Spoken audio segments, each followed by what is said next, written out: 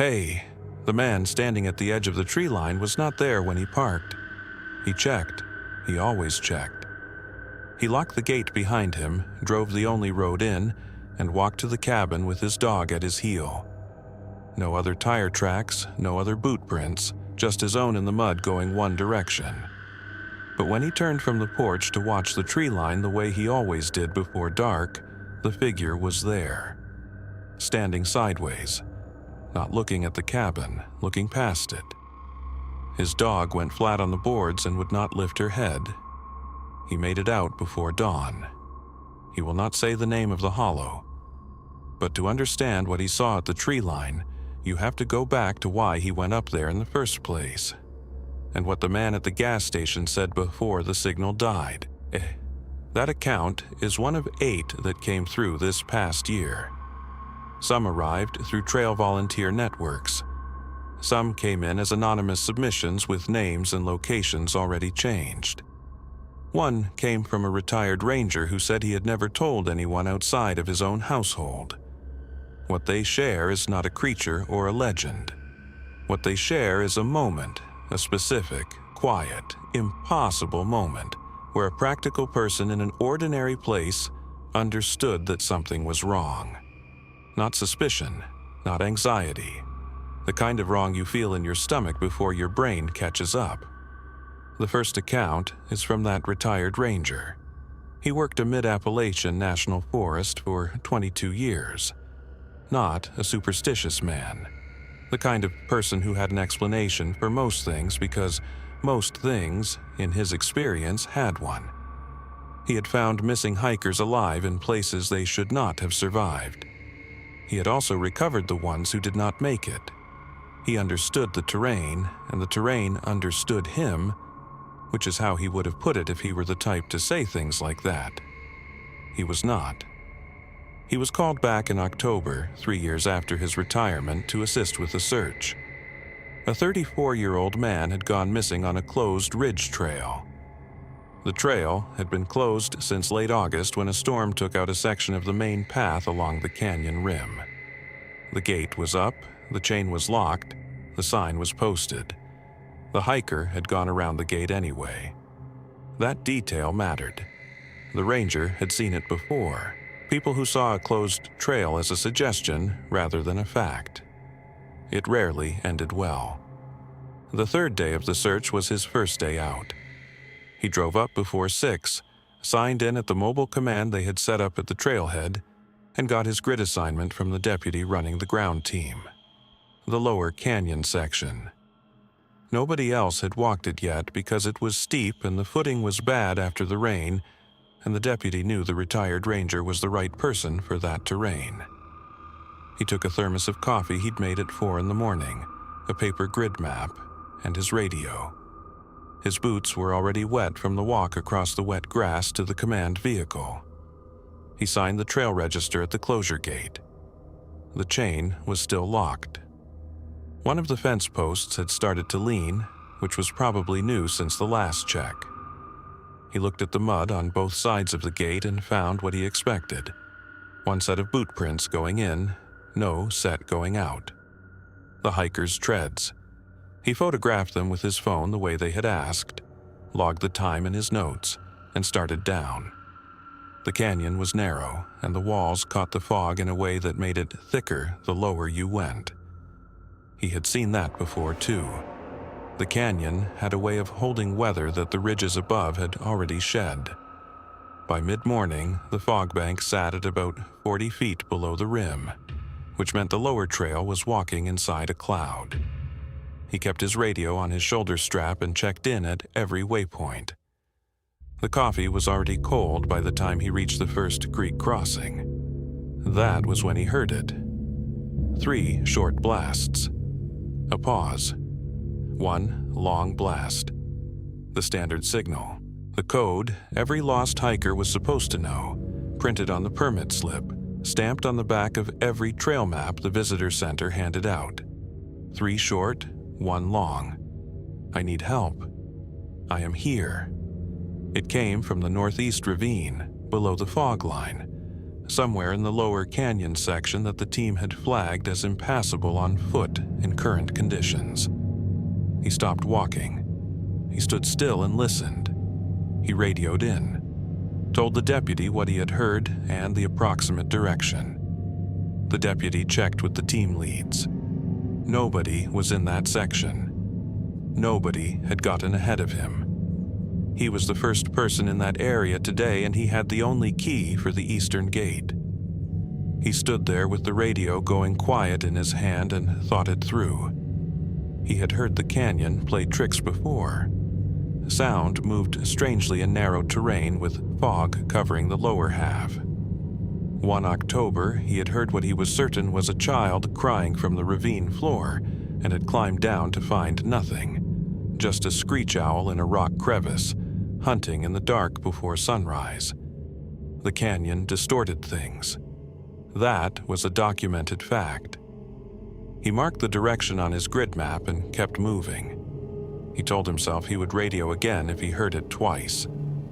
17 minutes later, he heard it again. Same pattern. 3 short, 1 long, same volume. But this time, it was coming from the western ravine wall, the opposite side of the canyon, 400 yards from where the first one had come from. He had been walking. He had not stood still. He had covered maybe a quarter mile of trail. The fog was heavy enough at this point that he could not see the canyon floor. He could hear the creek below him, swollen from the storm, running fast and cold, but he could not see it. He stood at the rim and looked down into gray nothing. He thought about the math. Whatever had blown that whistle the first time would have had to cross the canyon, find footing in the flooded creek bed, and climb the other wall. In 17 minutes. In October, water that he estimated was near 40 degrees. In fog thick enough that you could not see your hands in front of you below the midpoint. He did not radio it in yet. He wanted to hear it one more time first. That was the moment he would think about later. The moment he decided to wait for a third one instead of calling it up the chain. He could not fully explain why, except that it felt important to be certain. 22 years of search and rescue had made him careful about reports. He did not want to redirect the whole team over acoustics. He worked his way east along the rim, toward the point where the canyon narrowed and the walls came close enough together that sound would carry differently. The fog was up to his knee level now, which meant it was still rising. His radio crackled twice and went to static. He would deal with that on higher ground. He was standing at the edge of the narrowing when the third whistle came. Not from the east wall, not from the west wall, from below, from beneath the fog line, from the creek bed. He stood at the rim and did not move. The whistle had risen out of the fog the way sound does not rise. Not carried on wind, not bounced off stone. It had come up from below the fog line with a clarity that meant proximity. Whoever or whatever had made that sound was not at the bottom of a 60-foot canyon. It was close to the surface of the fog, which meant it was close to him. He took 3 steps back from the rim. He was not a man who scared easily. He had recovered bodies from terrain worse than this. He had spent nights alone in backcountry that would make most people cancel the trip before they packed. Fear, in his experience, was usually just the body being smarter than the brain, and the correct response was to listen to it and then assess. He assessed. A person in that creek bed would be standing in moving water in October, at elevation, after 2 nights of exposure. The water temperature would be somewhere around 40 degrees. The air temperature at the canyon floor, factoring in the fog and the rock walls, would be colder than the ridge above. A person in those conditions on their third night would not be capable of producing a clear, controlled 3-beat whistle pattern. They might be able to scream. They might be able to knock rocks together. They would not be blowing a regulated distress signal with correct interval spacing. He knew what a person sounded like when they were trying to be found. He had heard it hundreds of times over 22 years. That was not what this was. There was an older ranger, retired long before him, a man who had worked the same forest in the 70s and 80s, who had told him something once over coffee at the district office. He had said it the way old rangers sometimes said things, without looking at you, almost to the window. He said that if you ever heard a whistle from the lower canyon after October, you did not whistle back. He had not explained why. At the time, the retired ranger had assumed it was a joke of some kind, the sort of thing older hands said to newer ones to see if they would ask a follow-up question. He had not asked. He had let it pass. Standing at the rim with the fog rising around his boots and his radio locked in static, he thought about that for the first time in what might have been 15 years. He decided to try contact. It was the logical thing to do. If there was any chance at all, that the missing hiker had somehow made it to the canyon floor and was mobile enough to signal, he had an obligation to respond. That was not bravery, that was the job. He brought the whistle to his lips, the same one he had carried for 22 years, worn smooth on the grip, a little dent on the barrel from a rock he had dropped it against sometime in the 90s. 3 short. He blew the first, the second, the third. Then he raised his chin to blow the long note.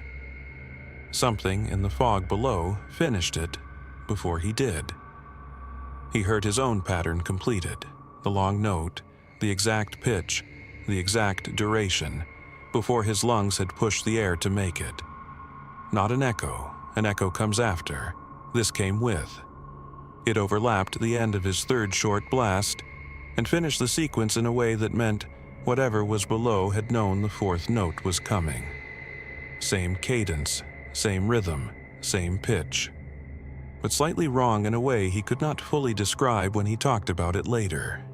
He said it was like a recording of his whistle played back through something that had learned it too quickly. The way a voice sounds when someone repeats a phrase in a language they have never spoken before. Technically correct. Emotionally absent. He put the whistle in his pocket and he backed away from the rim. He did not run. He walked at a pace that was faster than normal but controlled, because he was on a canyon rim in wet conditions with no radio, and he was not going to add himself to the search. He watched his footing. He kept the wall of the canyon on his left and he worked back toward the closure gate without using his whistle again. He did not call down into the fog. He did not answer. When he came out at the trailhead, the deputy was leaning against his vehicle drinking coffee. He asked the retired ranger how the lower canyon looked. The retired ranger told him the eastern section was clear. No sign of the hiker in that grid. He recommended they focus the afternoon sweep on the northern ridgeline. He did not report the whistle. He logged his grid sections as checked and said the acoustics in the lower canyon were unreliable, which was true, and that he did not recommend sending additional team members into that section given the fog and footing, which was also true. Both things were accurate. Neither one was the full story. The missing hiker was found the following morning. He was alive. He had been sheltering in a rock overhang 2 miles north of the closed gate on the opposite side of the ridge, nowhere near the canyon. He had managed to stay dry enough to survive 2 nights, which the paramedics said was the only reason he made it. He was hypothermic and dehydrated, but responsive. When they debriefed the search team, one of the other searchers asked whether the hiker had been able to signal at any point. The hiker said he had tried the first night. He had his signaling whistle on the strap of his pack. He had tried to blow it, and the mechanism had jammed. He showed them the whistle at the hospital. The P inside the chamber had swollen from the moisture and locked in place. The whistle had not produced sound since the first night. The retired ranger sat with that for a long time. The section of canyon below the fog line was checked that afternoon before the search was called. 2 searchers went down on rope. They logged what they found: high water, deep mud, no footing on the creek bank. No footprints in the mud, no marks on the stone. The trail register at the closure gate had one set of entries going in. None of the searchers had signed out from the lower canyon section because none of them had been there. He still carries a whistle on every hike.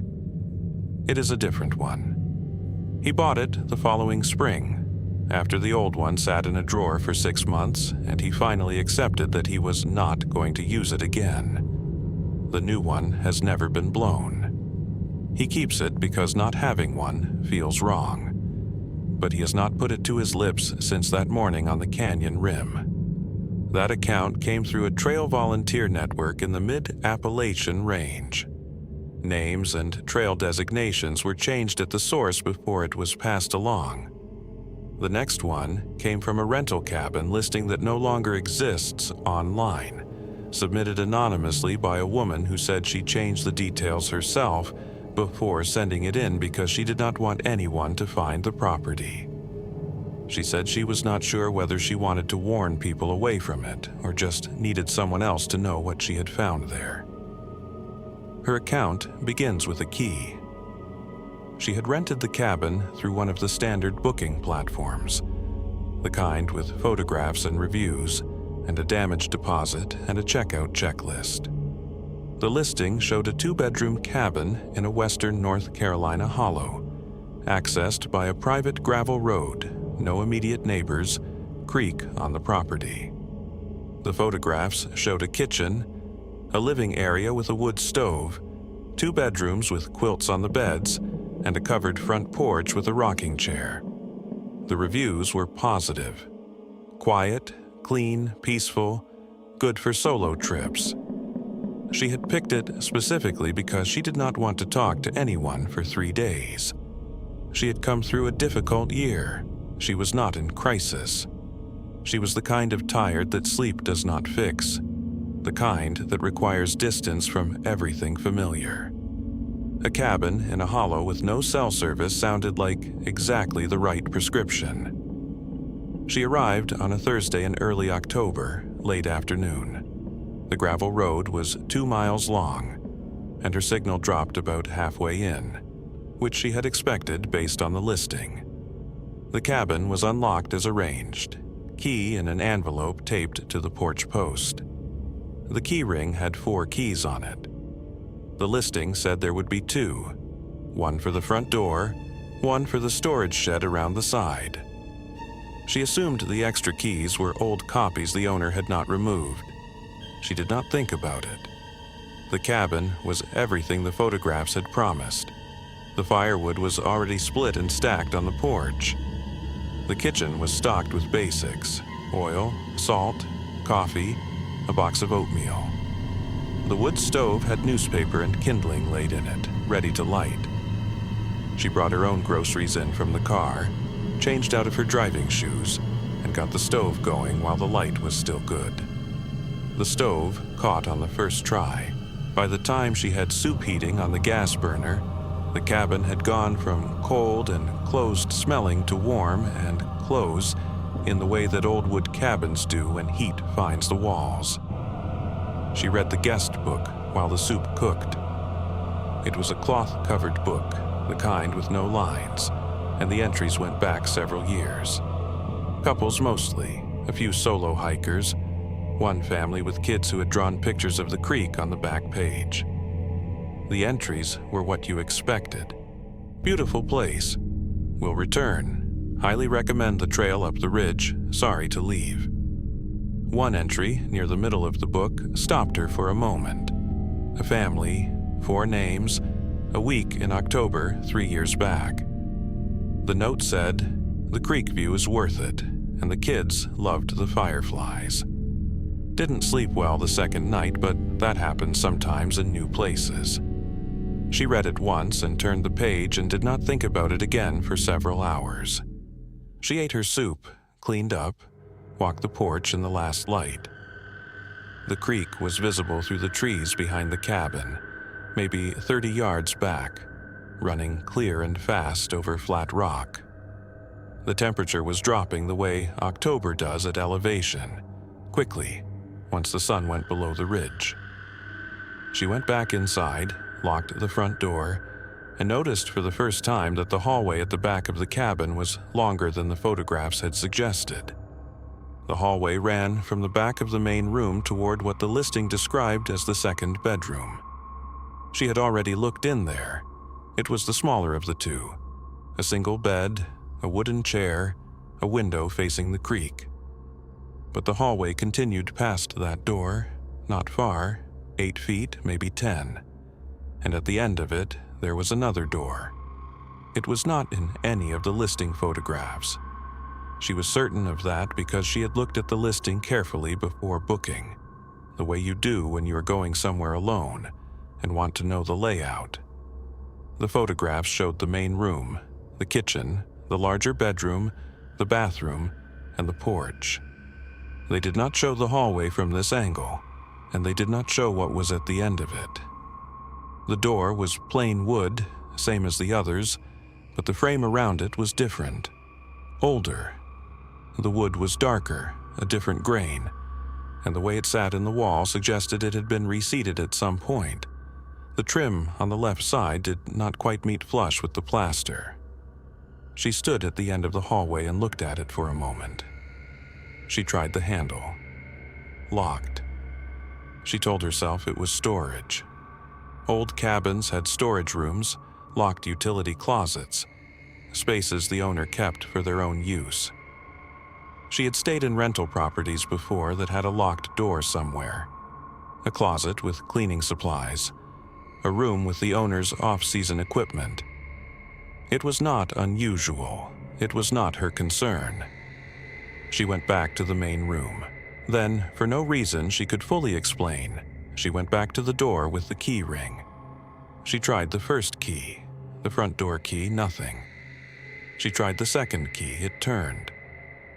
She stood there with the key in the lock for a moment before she opened it. She could not say exactly why she hesitated. Maybe because the door had been locked and she had assumed it was meant to stay that way. Maybe because the hallway was colder than the rest of the cabin, noticeably colder, and the cold seemed to be coming from that direction. Maybe just because when something is locked and you find the key by accident, opening it feels different than if it had been open all along. She opened the door. The room was small, smaller than the bathroom. Bare walls, bare floor. One window on the far wall with a curtain nailed over it. Not hung, nailed. The fabric bunched under tack heads driven straight into the window frame. No furniture, no boxes, no tools or supplies. The floor was wood plank, old, the same as the hallway but dustier. The air in the room was cold in a way that had nothing to do with the stove not reaching it. The stove had been going for 2 hours and the rest of the cabin was warm. This room was cold the way a room is cold when it has been sealed for a long time, and the cold has settled into the wood itself.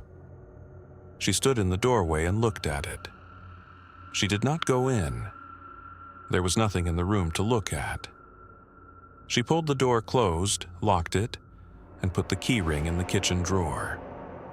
She did not think about it again until 11 o'clock. She had been reading by the stove, which had burned down to coals by then, warm enough to keep the room comfortable but no longer snapping. The creak was audible through the back wall, a good sound, steady and white, the kind that smooths out other noise. The cabin was quiet in the way remote cabins are quiet when the wind drops, and there are no neighbors and the road in is 2 miles of gravel. She had her book and her lamp and her tea, and she was, for the first time in a long time, genuinely close to relaxed. Then she heard the tapping. 3 taps. A pause. 3 taps. She looked at the stove. Old stoves make noise as they cool, metal contracting, joints settling, the pipe knocking against the collar. She had heard it earlier in the evening, and it was exactly the kind of irregular, occasional sound that old heating equipment produces. She listened for it to be that. It was not that. The stove ticked in uneven intervals the way metal does, now and then, no pattern. This was 3 and 3. 3 and 3. The pause between each set of 3 was the same length each time. She counted it without meaning to, the way you count things when something about a rhythm makes your brain start paying attention. She looked at the window. No branch close enough to the glass. She looked at the ceiling. Nothing. 3 and 3. She set her book down. It was coming from the hallway wall. Not the porch wall, not the back of the cabin where the creek was. The interior wall of the hallway, which backed up to the room she had opened and locked again. She sat with that fact for a moment. Old cabins have animals. Squirrels in the walls, mice behind the baseboards. She had heard mice in rental cabins before. They scratched and skittered and made small random noises. 3 and 3. 3 and 3. She told herself it was a branch against the siding. She did not go look. She turned up the lamp a little, moved closer to the stove, and went back to her book. She lasted about 40 minutes. When she finally stood up and walked down the hallway, she stopped in front of the locked door and listened. The sound had been coming from the wall, she had told herself. Interior wall, exterior pressure, branch or animal or settling timber. She had a reasonable explanation and she had been using it. Standing in front of that door, she understood the sound was not coming from the wall. It was coming from behind the door. Not loudly, not frantically. 3 taps, pause, 3 taps. Even and patient and below the floor level, as if whatever was making the sound was lower than the room itself.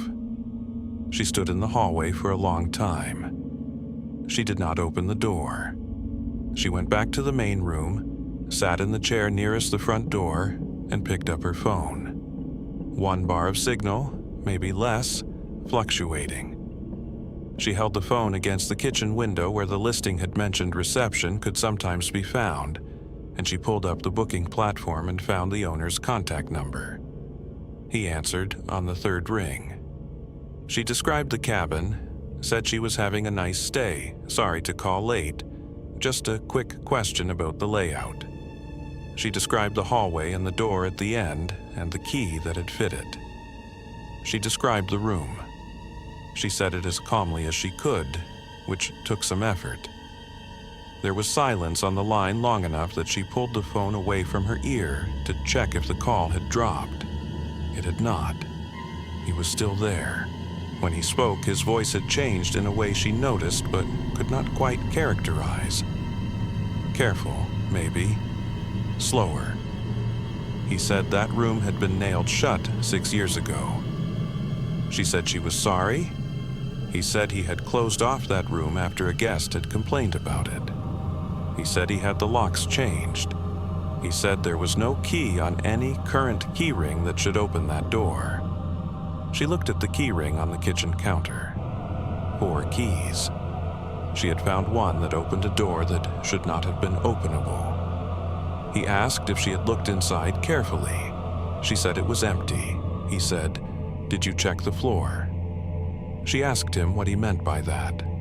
He told her, slowly and in segments that felt like he was choosing each one, that guests who had used that room before he closed it off had complained about the same sound. Rhythmic tapping. Always at night. Always from below. He said he had the crawl space under the cabin inspected. The inspector had found nothing significant. Old insulation, some water damage near the east wall, and one thing the inspector had mentioned that the owner started to describe and then did not finish. He said it was probably an animal. He said the inspector had not been specific. She asked what the inspector had found. He said the signal was breaking up. The line went dead. She stood in the kitchen with the phone in her hand and 1 bar of signal blinking in and out. The stove had gone to ash. The temperature in the cabin had dropped while she was on the call. Outside, the creek was running and the wind had come up, and the temperature was somewhere below freezing now. She was not going back down that hallway. She pulled a chair to the kitchen wall, sat with her feet off the floor, and left every light in the main room on. The tapping did not start again for several hours. She almost convinced herself it was finished. Then, around 3 a.m, it came back, same pattern. But this time it was not behind the locked door. It was below the floorboards, below the hallway, below the main room, moving in 3-beat intervals toward her, slow and even, from the back of the cabin toward the front. She did not move. She sat with her feet on the chair rung and her back against the kitchen wall, and she waited for the light. She did not sleep. She sat in that chair from 3 a.m. until the sky through the kitchen window went from black to the specific dark blue that means dawn is coming but has not arrived yet. The tapping moved under the floor for maybe 20 minutes and then stopped. She could not tell where it stopped.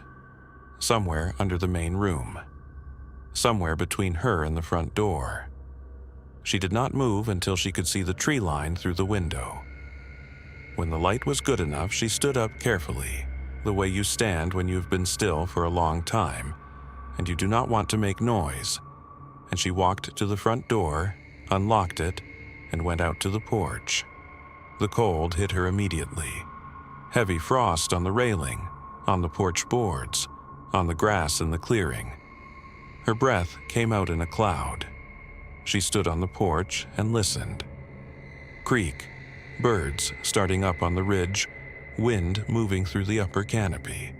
The ordinary sounds of early morning in October. Nothing else. She went back in, grabbed her jacket and her keys and her phone, and checked the gravel road from the kitchen window. The culvert crossing had flooded the night before. She had seen it rising around 4 in the afternoon, and made the decision then to stay. The water over the apron by 2 inches, and her car too low to risk it in the dark. She needed to check if it had dropped. But first she went back to the guest book. She did not know exactly why. Maybe because the owner's phone call had made her think about the other guests who had stayed there, and the entry she had read and passed over the night before was sitting in the back of her mind. She opened the book to the family entry from October 3 years back. Didn't sleep well the second night, but that happens sometimes in new places. She started turning pages backward through the entries, not reading all of them, looking at the dates, looking for a pattern. It took her about 10 minutes. Every entry that mentioned not sleeping well, or hearing something, or feeling uneasy, or having a strange night, there were 7 of them across several years, was from October or November. Every single one. Entries from June, July, August, September said nothing unusual. Some of them were enthusiastic. Amazing weekend, best sleep in years, will absolutely return. The October and November entries were quieter, a little more careful with their language. We enjoyed the cabin, though the second night was restless. Interesting sounds from the woods at night, nothing alarming. Lovely property, the creek is beautiful. We left a day early due to personal reasons. One entry from a November 2 years back had the last 2 lines torn out. Not the page, just the lines. A clean tear along the bottom edge of the entry, taking whatever had been written there. She arrived on October 9th. She had been there for 1 night. She set the book down on the kitchen table and picked up her bag and her keys, and walked out of the cabin without cleaning up or folding the blanket or washing the soup pot. She left her second bag in the back bedroom. She left most of her food. She left the cabin key on the kitchen table along with the key ring with 4 keys on it, and then she stopped, standing at the door, and picked the key ring back up. She did not know why. She put it in her jacket pocket and pulled the front door shut behind her. The gravel road was clear by 7:15. The water had dropped off the culvert overnight and the crossing was dry, and she drove out with both hands on the wheel and the heater running and the radio off. At the bottom of the road where the gravel met the County 2 lane and her phone found signal again, she pulled over and called the owner. He did not answer.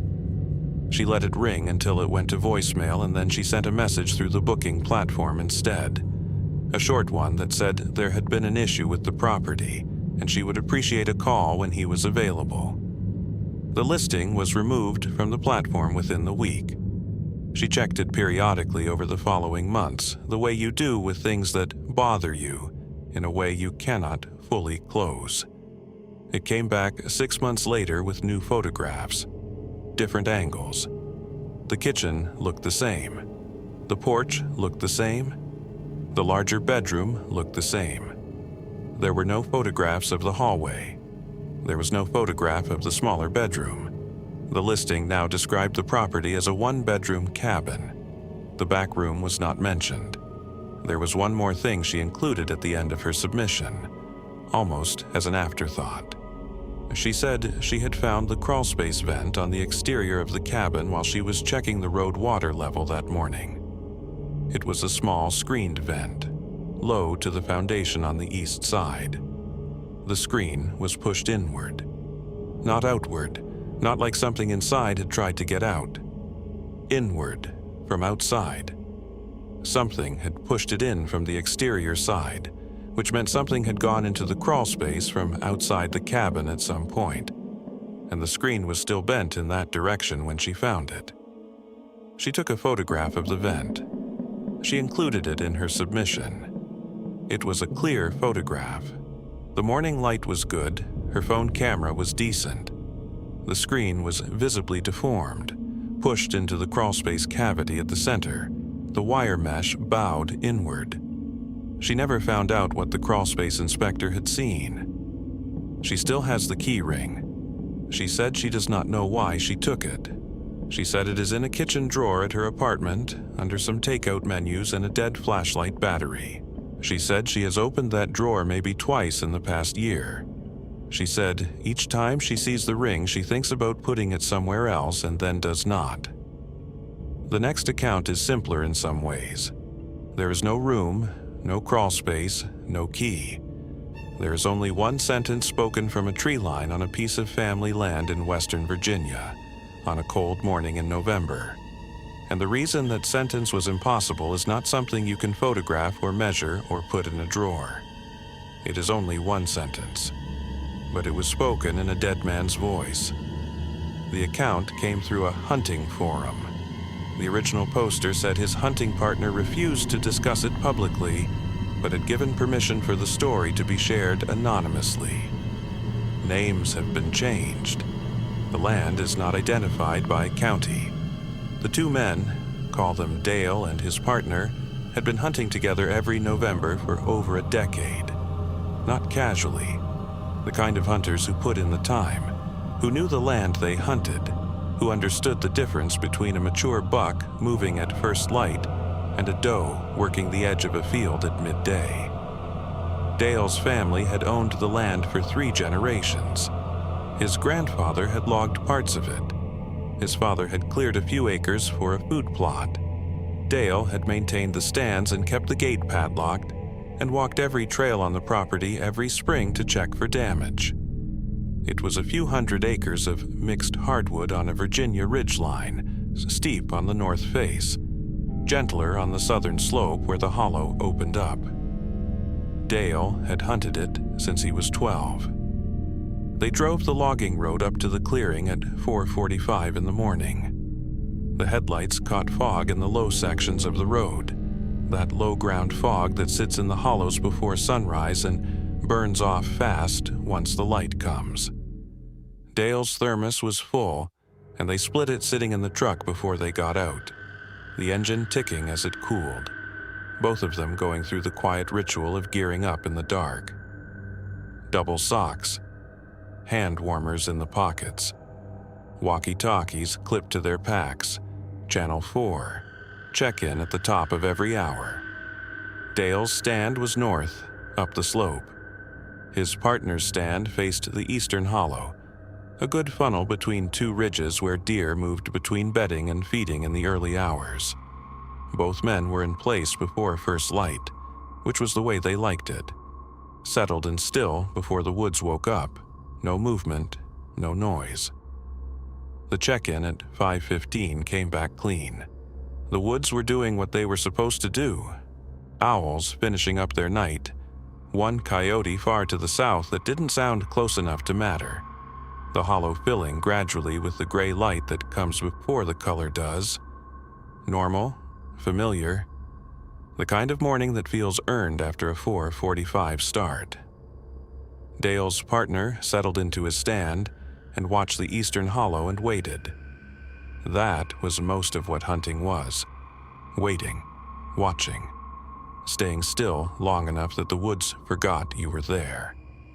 He was good at it. He had a flask of coffee and a pack of crackers, and he was prepared to sit until noon if that was what it took. He heard the voice at 6:30. It came from the tree line west of his stand. Not from behind him, not from below in the hollow. From the west, maybe 60 or 70 yards off. Somewhere in the thick brush where the hardwoods met a stand of younger pines that had come up after a section was logged maybe 15 years back. The voice was not loud. It was not calling out the way a person calls out when they want to be heard. It was the volume of someone talking to themselves or talking to someone nearby. Conversational. Low. He froze the way you freeze in a deer stand when something changes. Complete stillness. No movement. Just listening. He could not make out words. The cadence was wrong for birdsong and too irregular for any other natural sound. It was a human voice. He was certain of that. He just could not hear what it was saying. His first thought was trespasser. It happened. Even on gated private land, people cut through, especially in hunting season when everyone with a rifle was looking for a place to be. He stayed still and watched the western tree line and listened. The voice stopped. He waited 5 minutes. Nothing. He considered radioing Dale, but decided against it. A voice on the walkie would carry, and if there were deer moving through the hollow, he did not want to burn the morning over what was probably a neighbor cutting across the property line. He watched the western tree line a while longer. Nothing moved, nothing spoke. He went back to watching the hollow. At 7, he checked in with Dale. Everything normal up on the north slope, Dale said. He had seen 2 does at first light, but nothing worth taking. His partner said the same. Quiet morning, no movement. He did not mention the voice. It had stopped, and it had probably been nothing, and he did not want to spend the morning talking about it on the radio. At 7:45, it came back. Closer this time. Not dramatically closer. Maybe 10 yards difference, the way sound clarifies when the source moves toward you through timber. He could feel the shape of it better now. Male voice, adult, not young. Speaking at a normal pace, not hurried, not distressed. And this time, at the end of one phrase, he caught something. A name. He could not make out the full phrase. He caught the name at the end of it, the way you sometimes catch the last word of a sentence through a wall. 2 syllables. He was certain of 2 syllables.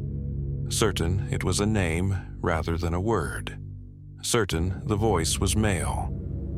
But he could not place it. It sat at the edge of his recognition. Familiar in the way that a song is familiar before you remember what it is. He kept his eyes on the western tree line. Nothing visible, no movement in the brush, no branch swaying, no bird flushing. Which was the thing about a voice. If someone was standing in those pines, birds would have been moving. Birds always moved when a person was in the brush.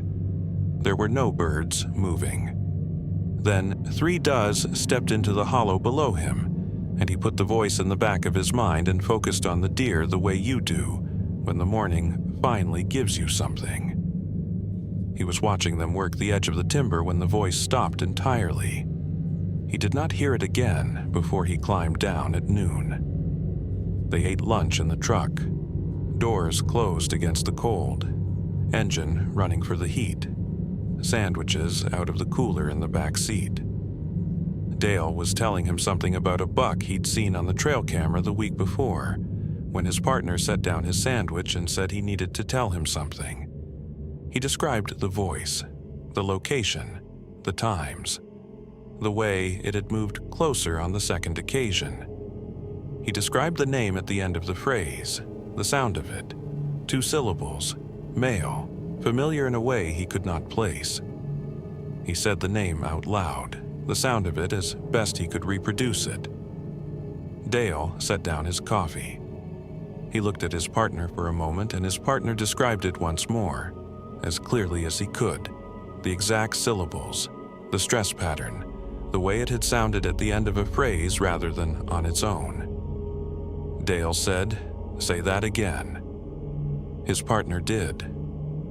Dale looked out through the windshield at the logging road for a while, long enough that his partner started to wonder if he had gotten it wrong, if the similarity was in his own head, if he had misheard something in the brush, and his brain had assembled it into language the way brains sometimes did. Then Dale said he had not heard that name spoken out loud in 11 years. The name, and they did not share it in the account, only described it, was the family nickname for Dale's father.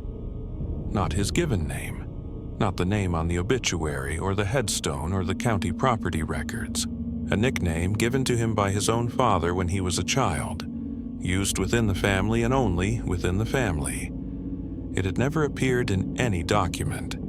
It had never been used in town, by neighbors, by anyone outside of Dale's immediate family. Wayne Elbert was what the record said. What his family called him was something else, a shortened version of the middle name, the kind of nickname that lives and dies inside a household. He had been dead for 11 years. The land had passed to Dale when the estate settled. The gate had been padlocked since that spring. Nobody came up here who was not invited, and nobody had been invited in several years. Dale's partner had heard that name come out of the western tree line on a piece of land where nobody else should have been, spoken in a male voice, at a conversational volume, as if to someone standing close by. Neither man spoke for a while after that. Dale said he wanted to walk the western tree line after lunch. His partner said he would come along, which was not entirely true. He would have preferred to stay in the truck, but he said it anyway. They went in from the logging roadside, working along the edge where the hardwoods met the pine section. Fresh deer sign in the soft ground, scrapes on 2 trees, a rub on a young maple that had not been there the week before. Nothing unusual. The brush was dense in the middle section but passable. They worked through it quietly, both men watching the ground. At the far end of the tree line, where the pines thinned out and the ground rose sharply toward a rocky slope, they found a section of earth that had been walked. Not a game trail. The spacing was wrong. The impressions were wrong. Boot-shaped disturbances in the soft ground, scattered, as if someone had stood in that area and shifted weight over time. The impressions were too soft and spread to give a clear track, but the pattern of disturbed earth was not consistent with deer or any other animal he could identify. Dale stopped and looked up the slope. His partner followed his eyes to a rocky point maybe 40 feet above them, a natural seat in the stone, a flat-faced outcropping that looked out over the hollow below. A good spot to watch from, a quiet spot. Dale looked at it for a long moment without saying anything. Then he turned and started back toward the road. His partner followed. He did not ask about the rocky point until they were back at the truck, and when he did, Dale was quiet for a moment before he said that his father used to sit up there. In the last years before he got too sick to climb, that was where he went. He would sit on that rock in the mornings and watch the hollow. They went back to their stands for the evening hunt. Dale said before they split up that his grandmother used to say the land had ears in October. She had meant it practically. Keep your voice down during the rut. Sound carries in cold air. You will push the deer if you are not careful. but she had said once, and only once, that there was more to it than that. She had said the land remembered the people who had cared for it. She had not elaborated. She was not a woman who elaborated on things she was not certain of. Dale's partner did not know what to do with that. Dale said, "I don't know what you heard out there, but don't say that name again while we're up here." His partner agreed. He meant it. The afternoon was still. No deer, no birds, after 4 o'clock, no wind at all. The hollow went absolutely quiet in the way that a forest sometimes does before dark, all the daytime sounds simply stopping, as if everything in the woods had made a collective decision. His partner had hunted for 20 years, and he had heard forests go quiet before, that natural settling that happened around dusk. This was different. This was a silence that felt placed. Nothing moved, nothing called. The hollow held it for almost an hour. At 5:30, from the western tree line, the voice came back. One phrase. Short, he caught all of it this time, the name. And then one more word. The word was home. He sat in his stand and did not move and did not radio Dale. He waited until legal shooting light ended and climbed down in the dark and met Dale at the logging road, and they walked out together without speaking. Dale locked the gate behind them. The chain made its sound against the post in the cold air. They drove down to the paved road, and his partner did not say anything until the truck was on pavement and the headlights were pointed away from the property. Then he told Dale what the voice had said at 5:30. All of it. Dale drove the rest of the way to the highway without speaking. They went back once, the following November. His partner took the eastern hollow stand because he would not take the western one, and Dale did not argue about it. They were there for 2 days. The first day was quiet and normal, and they saw deer, and the land felt like land, and his partner almost convinced himself that the previous year had been a long morning and cold air, and a voice carrying from somewhere it should not have. Almost. The second afternoon, alone in his stand, he heard something in the western tree line. Not a voice this time, just movement. Something walking slowly through the pine section, unhurried, pausing. He watched the tree line for 20 minutes without moving. He never saw anything. The movement stopped the same way it had stopped the year before, not fading out, not moving away, just absent. There, one moment, gone the next, no sound of retreat. He climbed down when the light went. He did not tell Dale what he had heard. There was nothing to tell, really. Movement in the woods was just movement in the woods. He had decided that. They drove out, and Dale locked the gate, and that was the last time his partner hunted that property. In the weeks after that second trip, his partner looked up what he could find on Wayne Elbert online. Not investigating, exactly, more like checking something he already half knew. He found an obituary in a county newspaper archive, the kind of brief notice that small county papers ran. Survived by, preceded in death by, services at, remembered for. There was one photograph with it, black and white, reproduced from something older, the way newspaper photos often were. The photograph showed a man standing on a hillside, looking out at a hollow below him, trees behind him, a rocky slope behind the trees. His partner looked at that photograph for a long time. He could not be certain. The image quality was poor. The background was compressed the way telephoto shots compress distance. But the rocky point in the background of that photograph looked like the same outcropping Dale had pointed to, the one above the western tree line. The one Dale's father used to sit on in the mornings to watch the deer move through the hollow. The photograph had been taken from below, looking up. Someone had been standing in the tree line, or near it, to take a photograph of Wayne Elbert on that rock. He did not share that detail with Dale. Dale went back to the property twice more after that second November, both times alone. in spring and early summer when it was just about checking the land, looking for storm damage, making sure the gate was still holding. He stopped going after that. Not dramatically, he did not announce it or explain it. He just stopped making the drive. He sold the hunting rights to a man 2 counties over who paid a fair price and never asked questions about the property's history. He kept the land itself. He kept paying the taxes on it. He has not set foot on it in 4 years. His partner asked him about it once, in the way old friends ask about things they both already know. Why keep paying for land you are not using? Dale thought about it for a moment. He said he did not know how to explain it. He said that letting it go to a stranger felt wrong. He said there was something about the idea of a stranger up there, not knowing the land, not knowing what the land held.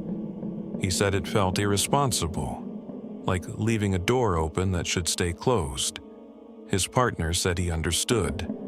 He was not sure he did entirely, but he understood enough. Some land gets passed down through families for reasons that stop being practical after a while. The reasons become something else: obligation, memory, a feeling that the place is owed something. Dale could not sell that land any more than he could have refused to pay his father's last bills. It was not about money. It was not about the deer. The next account involves a family property too, and it follows the same quiet logic of inheritance and obligation, and the feeling that some places hold on to the people who loved them. A woman in her mid-40s drove up to a cabin in eastern Kentucky in late March to clean it out after her uncle passed. She had not been there in 15 years. She thought she knew what she was walking into. She did not. The access road to the property was a fire road, the kind maintained by the county for equipment access, not public use, packed gravel in good weather and mud in any other kind. She parked at the bottom when the road got soft enough to risk her tires, and walked the last quarter-mile with a bag over her shoulder and her dog on a leash. The dog was a 7-year-old mutt she had owned since he was a puppy, a good-natured animal who had been on road trips and camping weekends and who took new places in stride. The cabin was a single room with a sleeping loft, a small kitchen built into one wall, a potbelly stove, and a covered porch facing the ridge. Her uncle had built most of it himself in the late 80s, added to it over the years, kept it up in the practical way of people who used a thing and respected it. It smelled like closed winters when she pushed the door open, that specific combination of cold wood and ash, and the faint mineral smell of a place that has had no air moved through it since November. She opened the windows and swept the floor and checked the stovepipe for blockage the way her uncle had shown her when she was a child. The pipe was clear. She found his coat on the peg by the door. An old canvas work coat, faded green, the kind with the corduroy collar that men of a certain generation wore for everything from splitting wood to going into town. She stood there with it in her hands for a moment, and then put it back on the peg. It did not feel like something that should go in an estate box. Not yet. She made coffee on the propane burner she had brought and sat on the porch steps in the afternoon light and let the dog range around the clearing. The ridge above was still mostly bare, the understory just beginning to green up, the kind of early spring that looked more like late winter from a distance. The property was quiet the way remote properties are quiet. Not empty, but settled. Everything in its place. She had grown up coming here in summers. She knew the sound of the creek below the ridge, the way the porch caught the afternoon light, the particular creak of the second step. It felt like her uncle, the cabin. It felt like him so strongly that she had to stop herself from calling out when she first came through the door. She had planned to stay one night, drive back down in the morning with a better sense of what the estate sale would look like.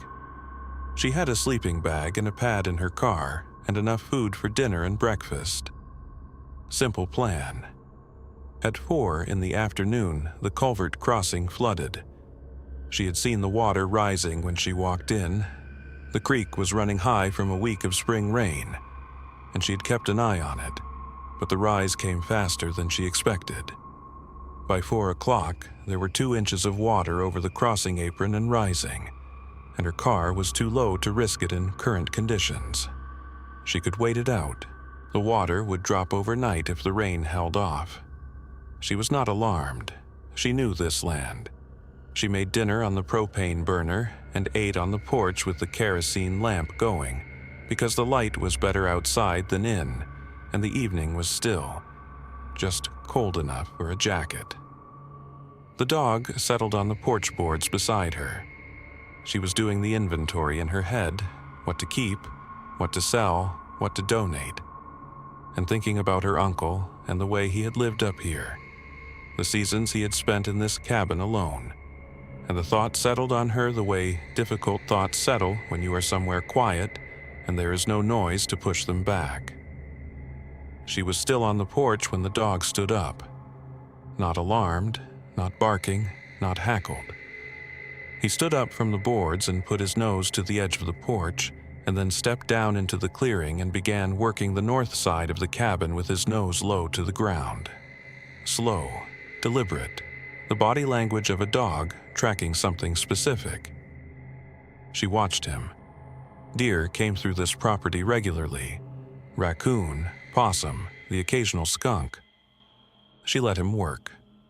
She followed him partway around the cabin.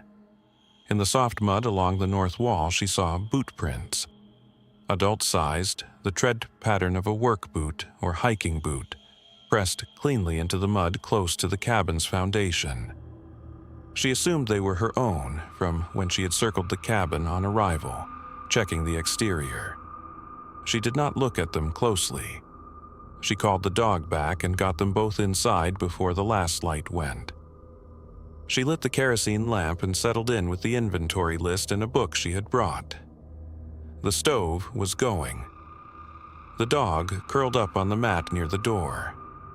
The rain started around 9:30, light at first and then heavier, steady on the tin roof in the way that she had always loved, the sound her summers here had been built around. She fell into a comfortable half-doze in the chair. The dog woke her the first time at 11. He was standing at the door with his head straight and his tail low, growling at a volume she could barely hear. Not barking, not asking to go out. She looked at him for a moment, decided it was the rain and the unfamiliar space, and said his name quietly. He looked at her and then back at the door. She told herself it was raccoons. He woke her again at 12:30, same position, same low growl. This time she got up and looked out the window beside the door. Lamplight on the porch boards, rain, darkness past the porch edge. She could not see the clearing. She told herself again, rain, new place, animals moving at night, nothing unusual. She went back to the chair. At 2 in the morning, the dog pressed his body flat against the door, not trying to get out, not trying to get to whatever was outside, pressing himself against the door with his full weight, facing into the cabin, as if he was trying to keep the door from opening. She sat up and held very still and listened. Rain on the roof, creek below, wind in the upper branches, and underneath all of it, once, a sound from the porch that was not the rain and not the wind. A single creak from the porch boards. The second step, which she knew from 30 years of memory made a specific sound under a specific weight. She left all the lights on. She sat in the chair facing the door until the sky came gray outside the window. She did not go to the door until she could see the ridge through the window. Not the sky, the ridge. She wanted that much light before she moved. When she finally stood up, the dog moved with her, pressed against her leg, which was not something he usually did. He was a dog who led, who ranged ahead on trails, who investigated new things first, and looked back at her second. He did not lead now. He stayed at her leg and watched the door. She opened it. The porch was empty. Rain had stopped sometime in the early hours and the boards were wet but not pooled. She stood in the doorway for a moment and looked out at the clearing. Early morning, fog low on the ridge, the creek audible below. Normal. The uncle's coat hung on its peg inside the door.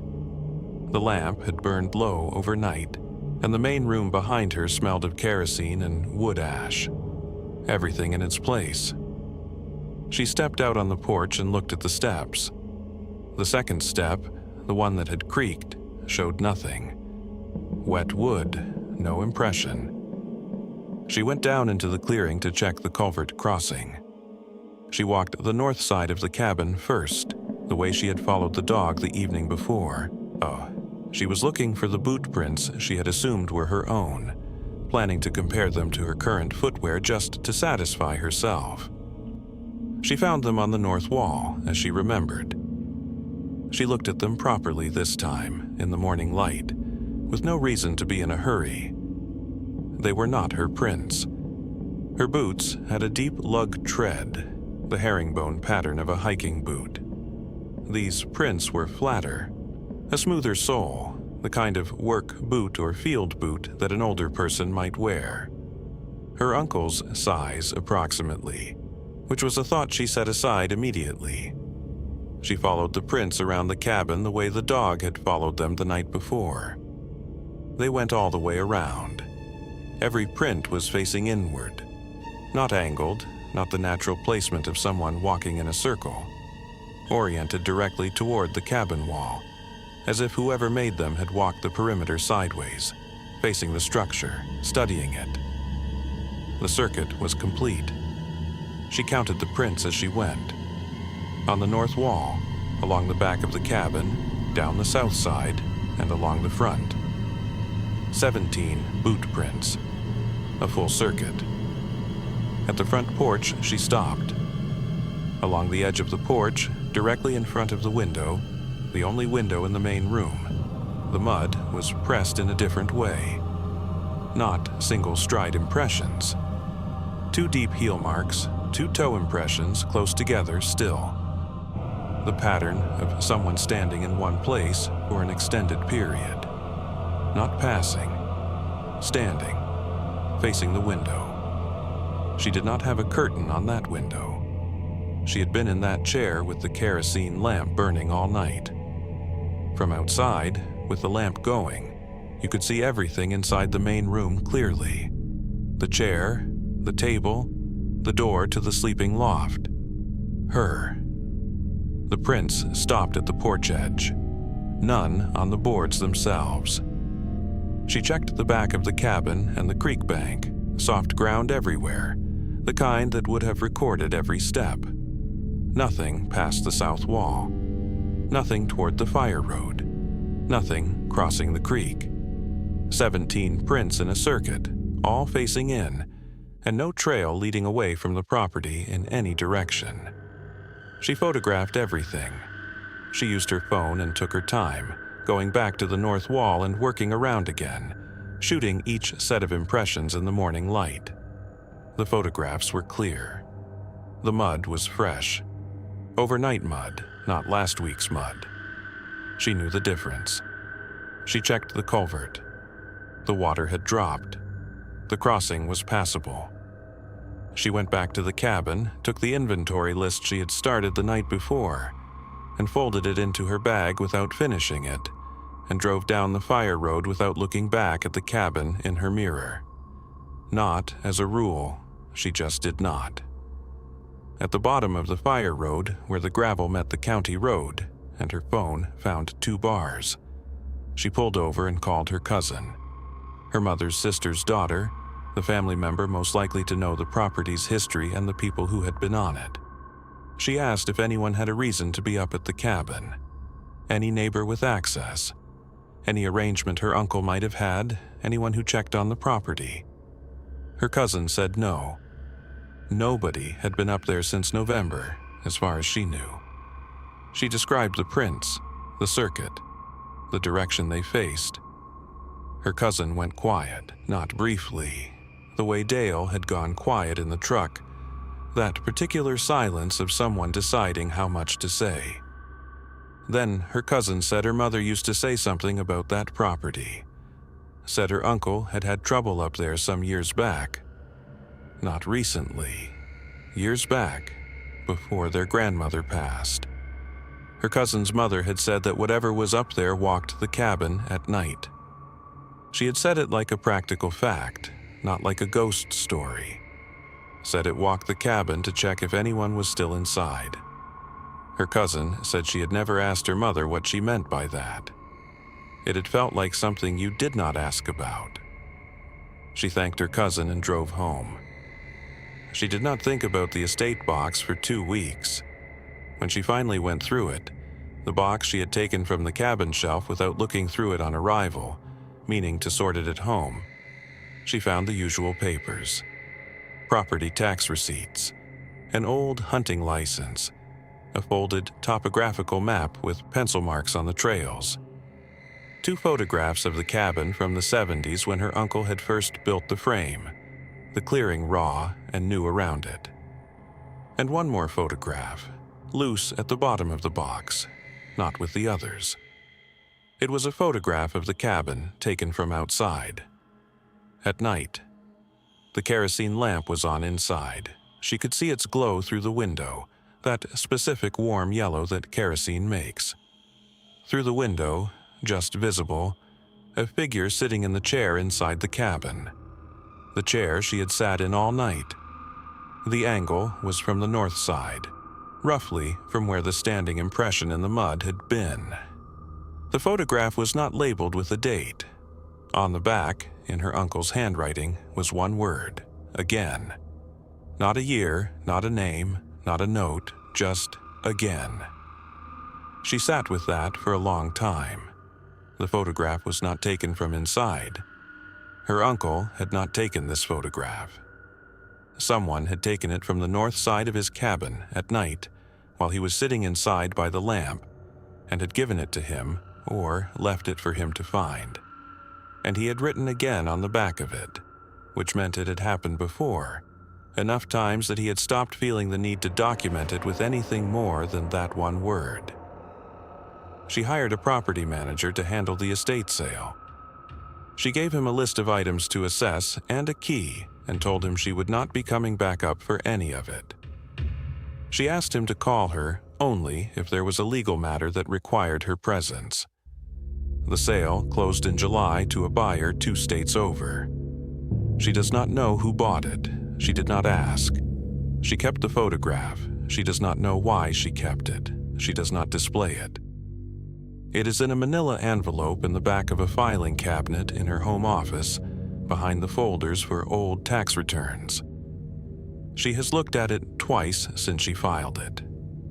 Both times she looked at it for a long time and then put it back. She never found out who took it. The next account moves faster than the others. It happened on a road, not a property, and the man who experienced it had no connection to any land, any cabin, any family history. He was just driving. He was 26 years old, making a solo road trip from Tennessee to visit family in West Virginia, and he chose a state highway shortcut through the mountains because he had done it once before as a passenger and remembered it being scenic, and he wanted to save 40 minutes over the interstate road. He saw the same man standing on the road 3 times on the same mountain. The road was the kind that does not appear prominently on navigation apps. A state 2-lane that cuts through a mountain pass on a route that makes geometric sense on a map, but practical sense only if you know what you are doing. His GPS lost signal on the first hairpin and did not recover. He had a paper map in the glove box, folded wrong from the last time he had used it, which was not recently. He had driven this road once as a passenger in daylight in summer. He was driving it alone in March in the early dark, with fog starting to fill the low sections between ridges. He had stopped at a gas station 12 miles back before the mountain section began to top off the tank. The woman at the register watched him unfold his map on the counter and look at the route. She did not offer help. She waited until he was folding it back up and then said one thing without being asked. She said, "Don't stop on that road for anything that looks like it needs help." He had thanked her and assumed she meant the mountain driving conditions. Fog, no shoulder, steep grades, the general advice of someone who knew the road and knew what happened to people who pulled over on narrow mountain two-lanes in the dark. Practical safety. He drove away thinking about the road conditions and not about the specific words she had used. The fog thickened between the second and third ridge. He dropped to low beams because the high beams were reflecting off the fog and reducing his visibility rather than improving it. The radio had settled on a country station for a stretch and then gone back to static on the last set of curves. The paper map was useless at this point. He could not read it while driving, and there was nowhere to safely stop. He knew he was on the right road because there was only one road.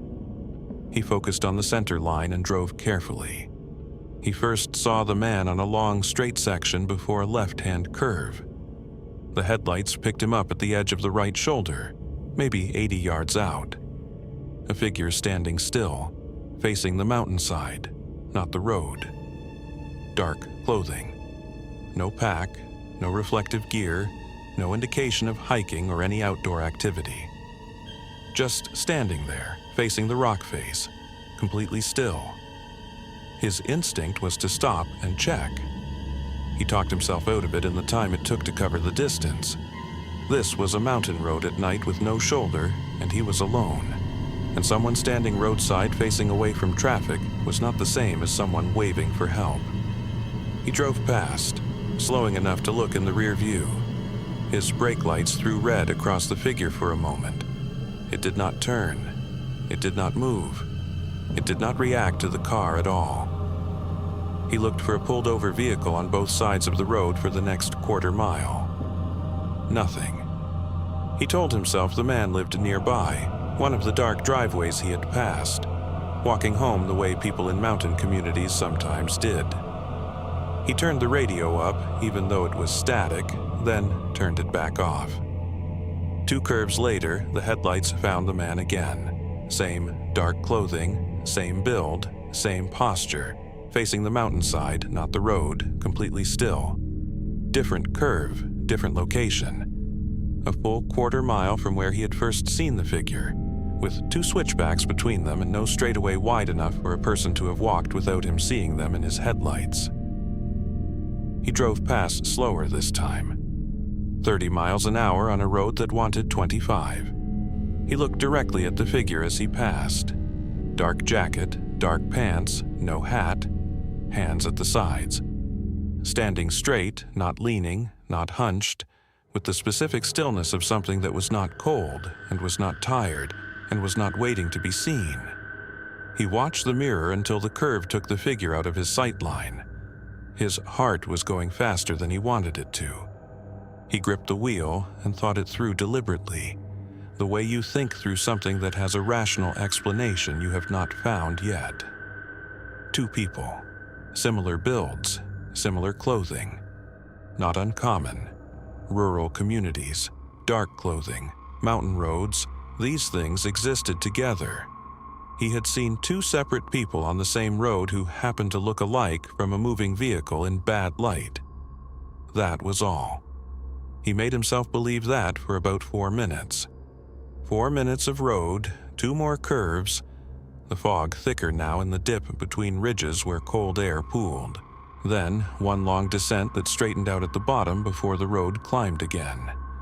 He had the car moving at a better pace on the straight section. The fog slightly thinner here, visibility out to maybe 60 yards. His headlights came around the 3rd curve. The man was there. Same shoulder, same posture, same stillness. Standing on the right side, facing the mountain. He was close enough this time that the headlights held him fully for 2 full seconds before the road geometry carried the car past. Close enough to see that the shoes were clean, no mud, no water, though the shoulder grass was wet and the road surface was slick with runoff. Close enough to see that the jacket had no wear marks on the shoulders, no shine from prolonged use, no sign of a person who had been outside in March mountain weather for any length of time. Close enough to see that the face was turned away and had been turned away consistently on all 3 sightings. He did not slow down this time. He accelerated through the curve and kept accelerating for half a mile, his hands tight on the wheel, watching the road ahead with the specific focus of someone who has decided not to look in the mirror. He told himself, 3 people. 3 different people on the same road. Similar clothing, bad light, fog, stress of mountain driving. His brain was pattern matching things that were not patterns. He was tired. He had been driving for 5 hours. The road straightened for 2 miles, and he did not see the figure, and he drove that stretch at a speed he should not have been driving in fog. By the end of it, he was almost convinced. His breathing had slowed. The fog was lifting slightly as the road climbed. He reached for the radio and turned it on and got 3 seconds of a country station before static. Then the road curved hard left, and his headlights swept around and found the figure in the center of the road. Not the shoulder, the center. Approximately 30 yards ahead, facing the car, standing in the lane. He hit the brakes. The car fishtailed on the wet pavement, the rear end stepping out to the right before the tires caught and held, and he came to a stop with the front bumper roughly 15 yards from the figure. The headlights were on it directly.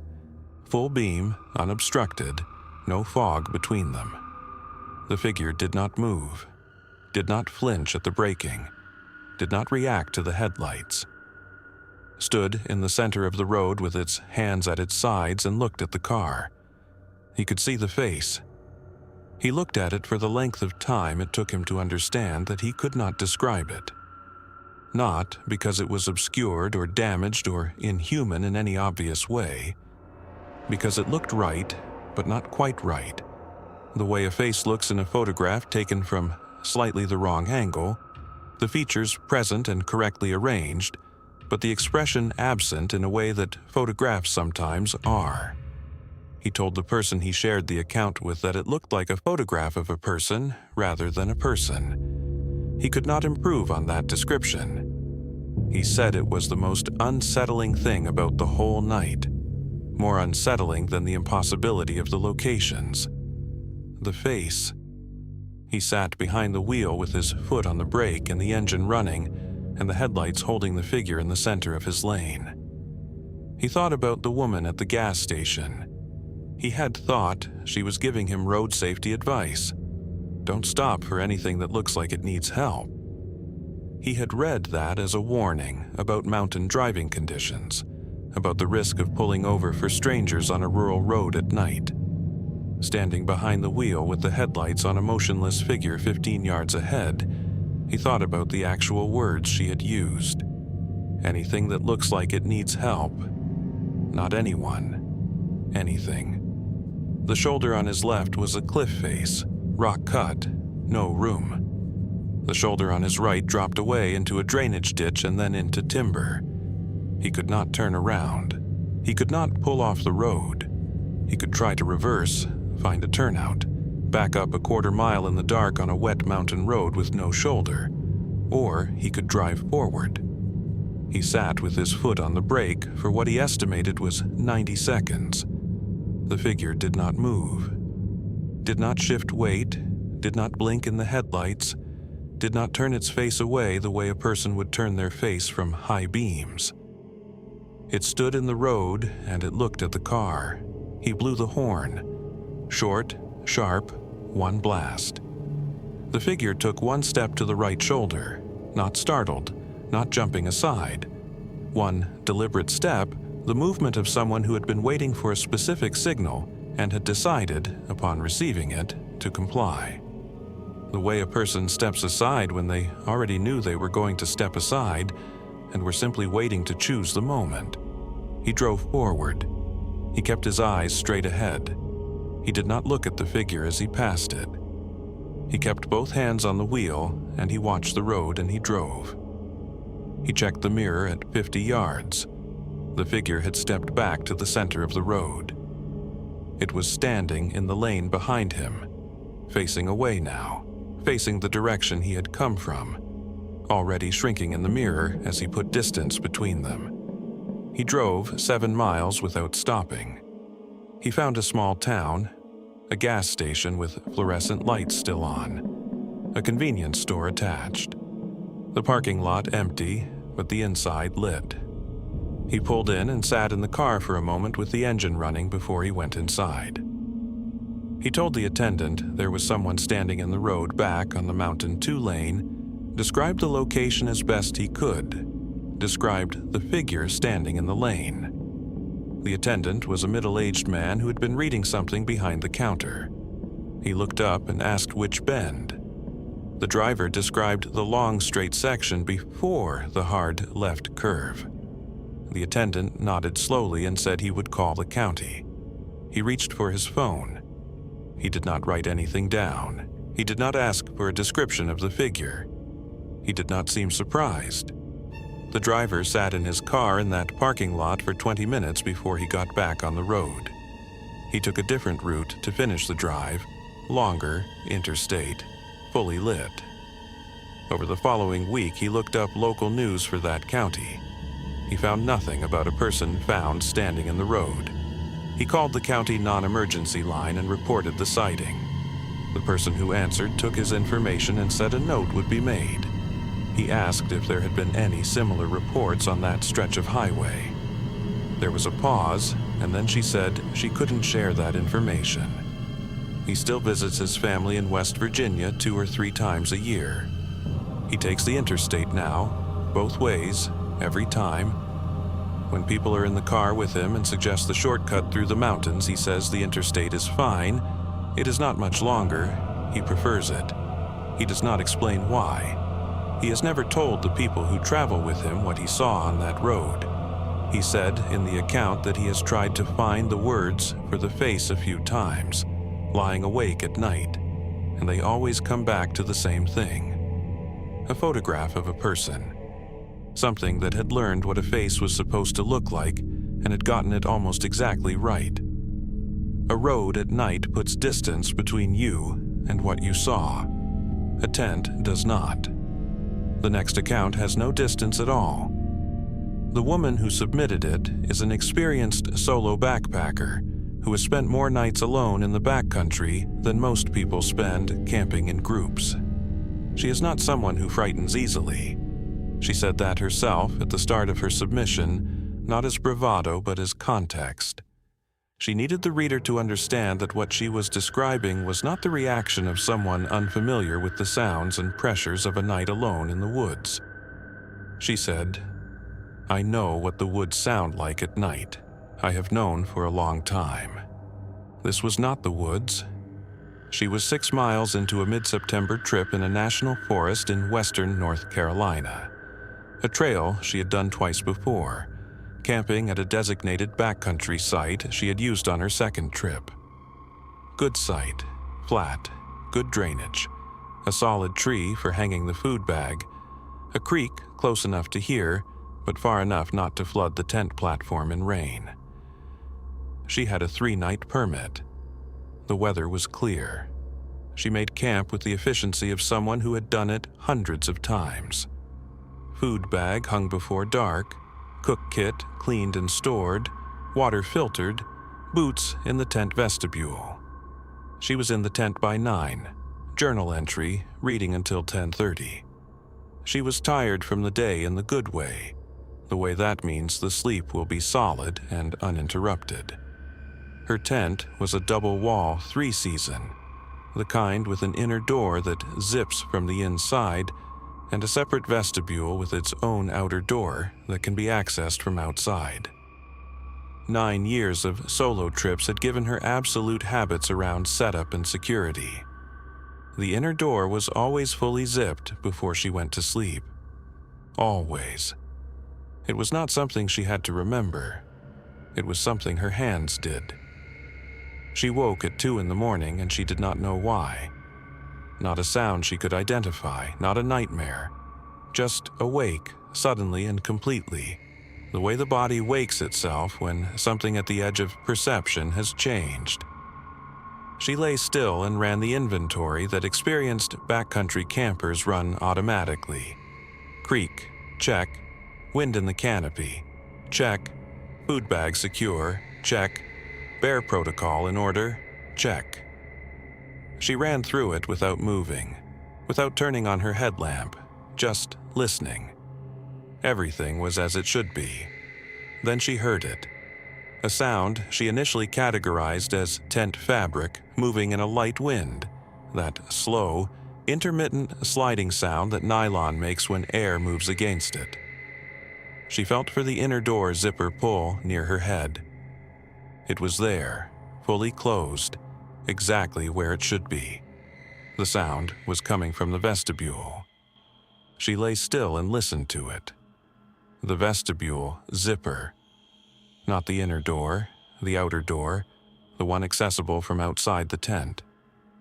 She had noticed a little slack in it when she set up camp, the pull hanging loose rather than seated in the pocket she usually tucked it into. She had meant to adjust it and had not. The slack could shift in wind, could produce a sliding sound if the fabric moved.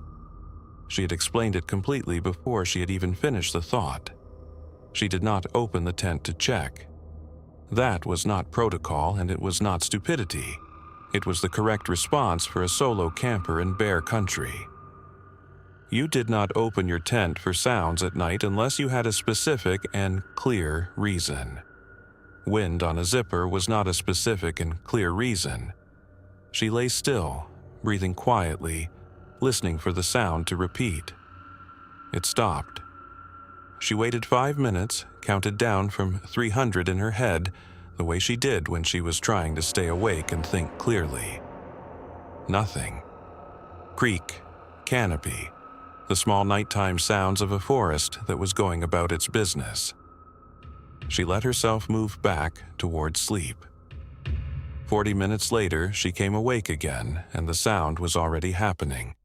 This was not intermittent. This was steady and deliberate, the outer vestibule zipper moving in one direction at a consistent pace. Not flapping, not shifting in wind, moving. She felt the inner door pull again, confirming what she already knew. The inner door was closed. The sound was from the outer door. She did not move. The zipper traveled approximately 6 inches and stopped. She lay in the dark and did not reach for her headlamp and did not move, and listened for breathing on the other side of the tent fabric. The tent wall was 3 millimeters of nylon and mesh.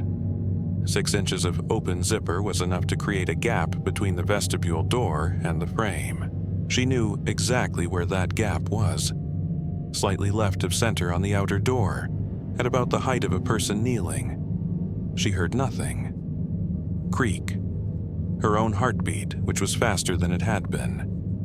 The zipper did not move again. The tent was completely still.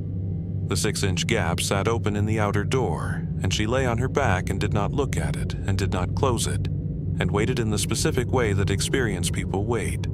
Not frozen, not panicked, just very still and very awake and very aware that making a noise or a movement was a choice with consequences she could not fully calculate. Nothing happened for 2 hours. That was the part she kept returning to in her submission. Not the zipper moving. The 2 hours after it stopped. She lay in that tent from roughly 2:40 until first light began to show through the tent wall and nothing else happened. And the absence of anything else happening was in some ways worse than if it had continued, because it meant whatever had moved, the zipper had not done so by accident and had not continued by choice. It had moved the zipper 6 inches and stopped, and then it had waited. First light came around 6:15. She could see color through the tent wall by 6:30, green from the tree canopy, gray from the sky, and she sat up and put her boots on inside the tent before she unzipped anything. Headlamp in her left hand, switched on. She unzipped the inner door and looked through it at the vestibule. The outer door was open 6 inches, as she had heard. The vestibule had a small foam mat on the floor, a rectangle she used to keep mud off her boots when she was getting in and out. In the center of the mat there was an impression. She looked at it for a long time before she touched anything. 4 elongated marks in the soft foam, narrow, pressed in at an angle that suggested something leaning toward the inner door. No clear heel impression. No 5th mark where a thumb or dew claw might register. 4 long, narrow marks, the spread between them consistent, arranged around a center point that faced the interior of the tent. She took photographs before she touched the mat. Bad photographs. The light was low, the phone camera struggled with the foam texture, and the impressions were shallow enough that the images did not capture them with the clarity she wanted. She looked at the photographs on her screen and understood they would not convince anyone of anything. They were barely convincing to her, and she was looking at the actual mat. She could not determine what had made the impression. She had been backpacking for 9 years and she could not place it. She broke camp efficiently, which meant mechanically, the practiced routine carrying her through while her brain was somewhere else. She had the tent down and packed and the site cleared in 45 minutes. She ate a bar from her hip belt pocket while she walked. She was on the trail by 7:30. At the trailhead, she signed out in the register and noticed the laminated card. It was tacked below the permit information, below the trail map, in the space usually reserved for wildlife alerts and seasonal warnings. It was not an official Park Service document, wrong format, wrong font, laminated at home rather than printed on weatherproof stock. It had been there long enough that the laminate had yellowed slightly at the corners. Someone had made it and put it there, and it had been there for a while. It said, "Do not unzip your tent after midnight. If you hear something at the zipper, do not open it." No author, no date, no explanation. She stood at the register and read it twice. The trail register showed she was the only permitted overnight camper in that backcountry zone for the entire week. She took a photograph of the card before she walked to her car. She sat in the driver's seat for a moment before she started the engine. She thought about the 6-inch gap. She thought about what would have happened if she had reached over and unzipped the inner door to look through the outer gap at whatever was in the vestibule. She thought about the card's specific instruction. Not, "Don't open your vestibule, but don't open your tent." As if whoever had written it understood the difference between the 2 doors and knew exactly which decision mattered. She started the car. On the trail back to the trailhead, she had passed one other person, a man walking in, a day hiker by the look of his pack, middle-aged, moving at a comfortable pace. They had done the usual exchange, "Good morning, nice day for it." She had mentioned she'd had a rough night and gestured vaguely back up the trail. He had nodded slowly and said, "That site? Yeah. You want to camp back here? There's another site half a mile north. It's better." He kept walking. She had not told him which site she had used. She had gestured in the general direction of the backcountry zone, not at any specific location. She had not described the site or given its designation or mentioned which one she had chosen. She had not pointed. She thought about that in the car. She thought about how he had said that site as if he knew exactly which one she meant. She thought about turning around and going back to ask him what he meant, how he had known. She sat with the engine running and thought about it. She drove home instead. She posted a trip report on the hiking form she used, a careful, factual account of what had happened, the zipper, the impression, the card at the trailhead. She included the photographs, the impression photo and the card photo. She was clear about her experience level and about the limits of what she could prove. She said she was not claiming anything. She was reporting what she had observed, and she wanted to know if anyone else had experienced anything similar in that zone. Over the following week, the post received 11 replies. 7 were skeptical or teasing. 4 were not. 2 of the 4 said they had camped in that backcountry zone and had heard something at their tent at night. 1 described a sound at the vestibule. 1 described something walking a slow circuit around the site without ever approaching the fire ring. Neither had seen anything. Neither could identify what had made the sound. Both said they had not gone back to that zone. She checked the park's website 6 months later out of habit. The backcountry site she had camped at, its designation number, the one printed on her permit, no longer appeared on the recommended site list. Not marked closed, not marked full. Simply absent from the list.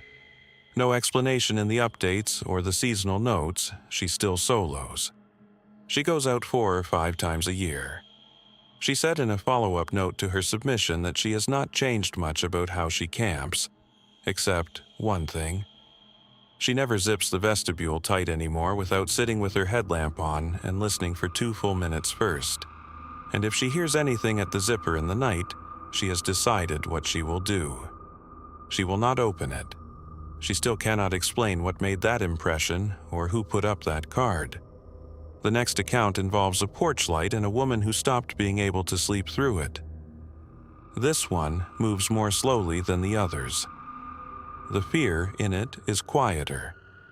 It is the kind of fear that comes not from a single night but from a pattern, from a recurring event that refuses to have an explanation, from something that keeps happening at the same time in the same place, and after a while, the repetition itself becomes the most frightening thing. The woman who submitted this account grew up in a small hollow community in eastern Kentucky. She moved back to her family home in her early 50s after her husband passed. The house had been in the family for 40 years. She had grown up there. She knew every board and hinge, and the way the gravel road sounded different in rain than in dry weather, and which window stuck in summer. It was her home in the way that very few places are ever fully home to anyone. She moved back in September. The porch light started in November. She noticed it first on a Tuesday. She was sleeping lightly. She had been sleeping lightly since her husband died, aware of sounds and changes in the house that she had slept through for decades. And something pulled her to the surface at 3:17 in the morning. She lay there for a moment, not knowing what had woken her, and then she saw the light under the bedroom door. Orange-yellow, the color of the porch bulb, coming through the gap at the bottom of the door where the old threshold had warped. She got up and checked. The porch light was on. The switch in the hallway was in the off position. She turned it off at the switch, confirming the connection, and went back to bed. It happened again the following night. She checked the time, 3:17. The third night, she was already awake and watching the clock. At 3:17 exactly, the light came on. The switch had not moved. She called an electrician. He replaced the socket and the switch, confirmed there was no timer in the system, no photosensor, no automated circuit. He told her old wiring did strange things, and she should call him if it continued. It continued the following night. At 3:17, the new socket and the new switch produced light without anyone touching them. She called the power company. They checked the line and found no surge, no anomaly, no explanation for recurring activation at a specific time. They suggested a faulty breaker. She had the breaker checked. The light still came on at 3:17. She started keeping a notebook on the kitchen table. Every night she wrote the time. Every entry was 3:17, with one exception. A night in December when a storm took out the power to the hollow from 11 at night until 4 in the morning. That night, the porch light did not come on. When the power came back at 4, the light did not activate. It waited until the following night and came on at 3:17, as if nothing had interrupted the schedule. The light turned off on its own, always, between 40 and 45 minutes after it came on. Always before 4 in the morning. She did not find this comforting. After the 4th week, she began watching from the kitchen window. She had started noticing, during her late-night trips to confirm the time, that the porch light always illuminated the same patch of ground at the tree line. This was not remarkable in itself. A fixed porch fixture faces one direction and lights one area, and that does not change. What changed was her attention. She had lived in this house for years of her childhood, and she had never paid particular attention to that section of tree line, which was where a deer trail came out of the woods and crossed the yard toward the creek on the other side of the road. Now she did. She started getting up at 3:15 and sitting at the kitchen table with the light off and waiting. The porch light would come on at 3:17 and she would watch the tree line through the window. The first 2 nights there was nothing. Just the light and the yard and the tree line and the hollow quiet. The 3rd night, something was at the edge of the light. She told herself, deer. The deer trail was right there, and deer moved at night, and the porch light coming on might have caught one crossing.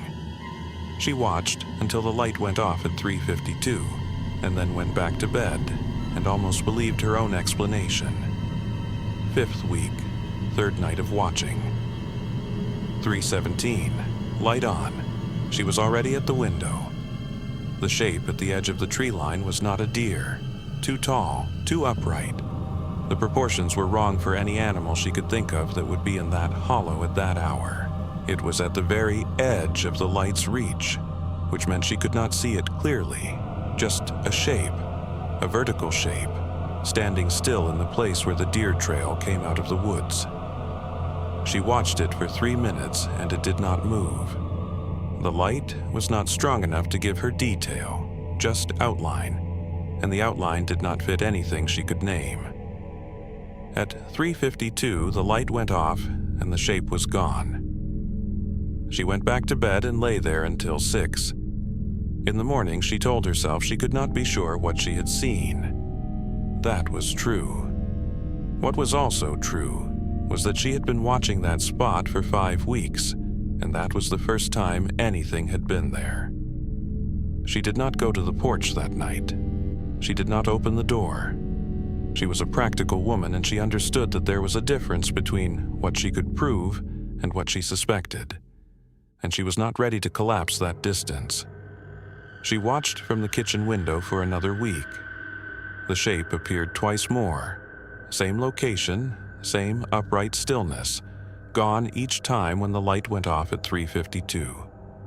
In the 6th week, she mentioned it at the diner in town. Not to a friend. She was not sure she was ready to tell a friend. She mentioned it to a woman she knew from the community, the kind of acquaintance built from years of proximity rather than closeness. A woman who had grown up in that hollow and whose family had been there longer than most. She described the light, the time, the consistency, the shape at the tree line. She described it as practically as she could. The woman listened without expression. She did not ask clarifying questions. She picked up her coffee and held it for a moment without drinking. Then she said, "That house has always had a light on at that hour. Long as I can remember." She set her coffee down and seemed to be deciding something. Then she said, "Your mama used to say something came to check on the house." She didn't say what. She said it never came inside. She picked her coffee back up and changed the subject. She did not look like she wanted to continue, and she did not continue, and the woman from the hollow did not push her. She drove home thinking about the phrase, "It never came inside." That was a boundary. That was a specific and limited statement of what the thing did and did not do. It came to the property. It walked the perimeter the way those boot prints had walked her cousin's inherited cabin. It stood at the edge of the light and looked at the house, and it did not cross the porch. Whatever the rule was, the rule had held. Her mother had apparently known about it long enough to characterize the behavior, to reduce it to a reliable pattern. She decided to test the boundary.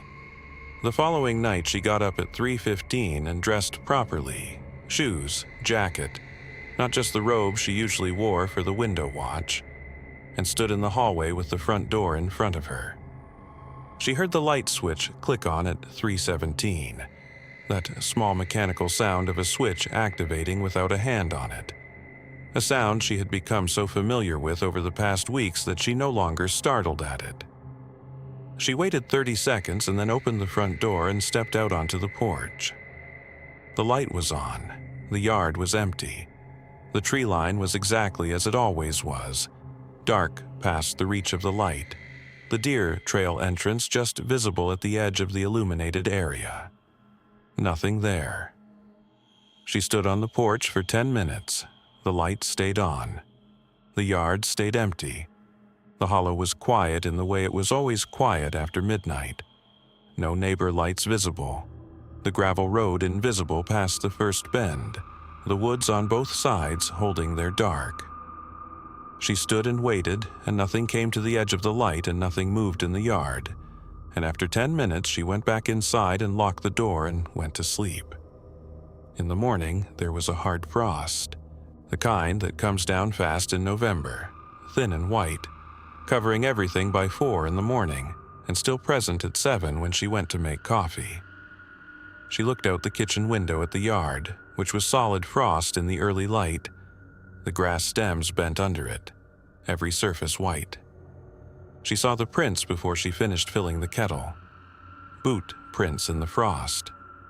Starting at the porch steps, going straight across the yard toward the tree line.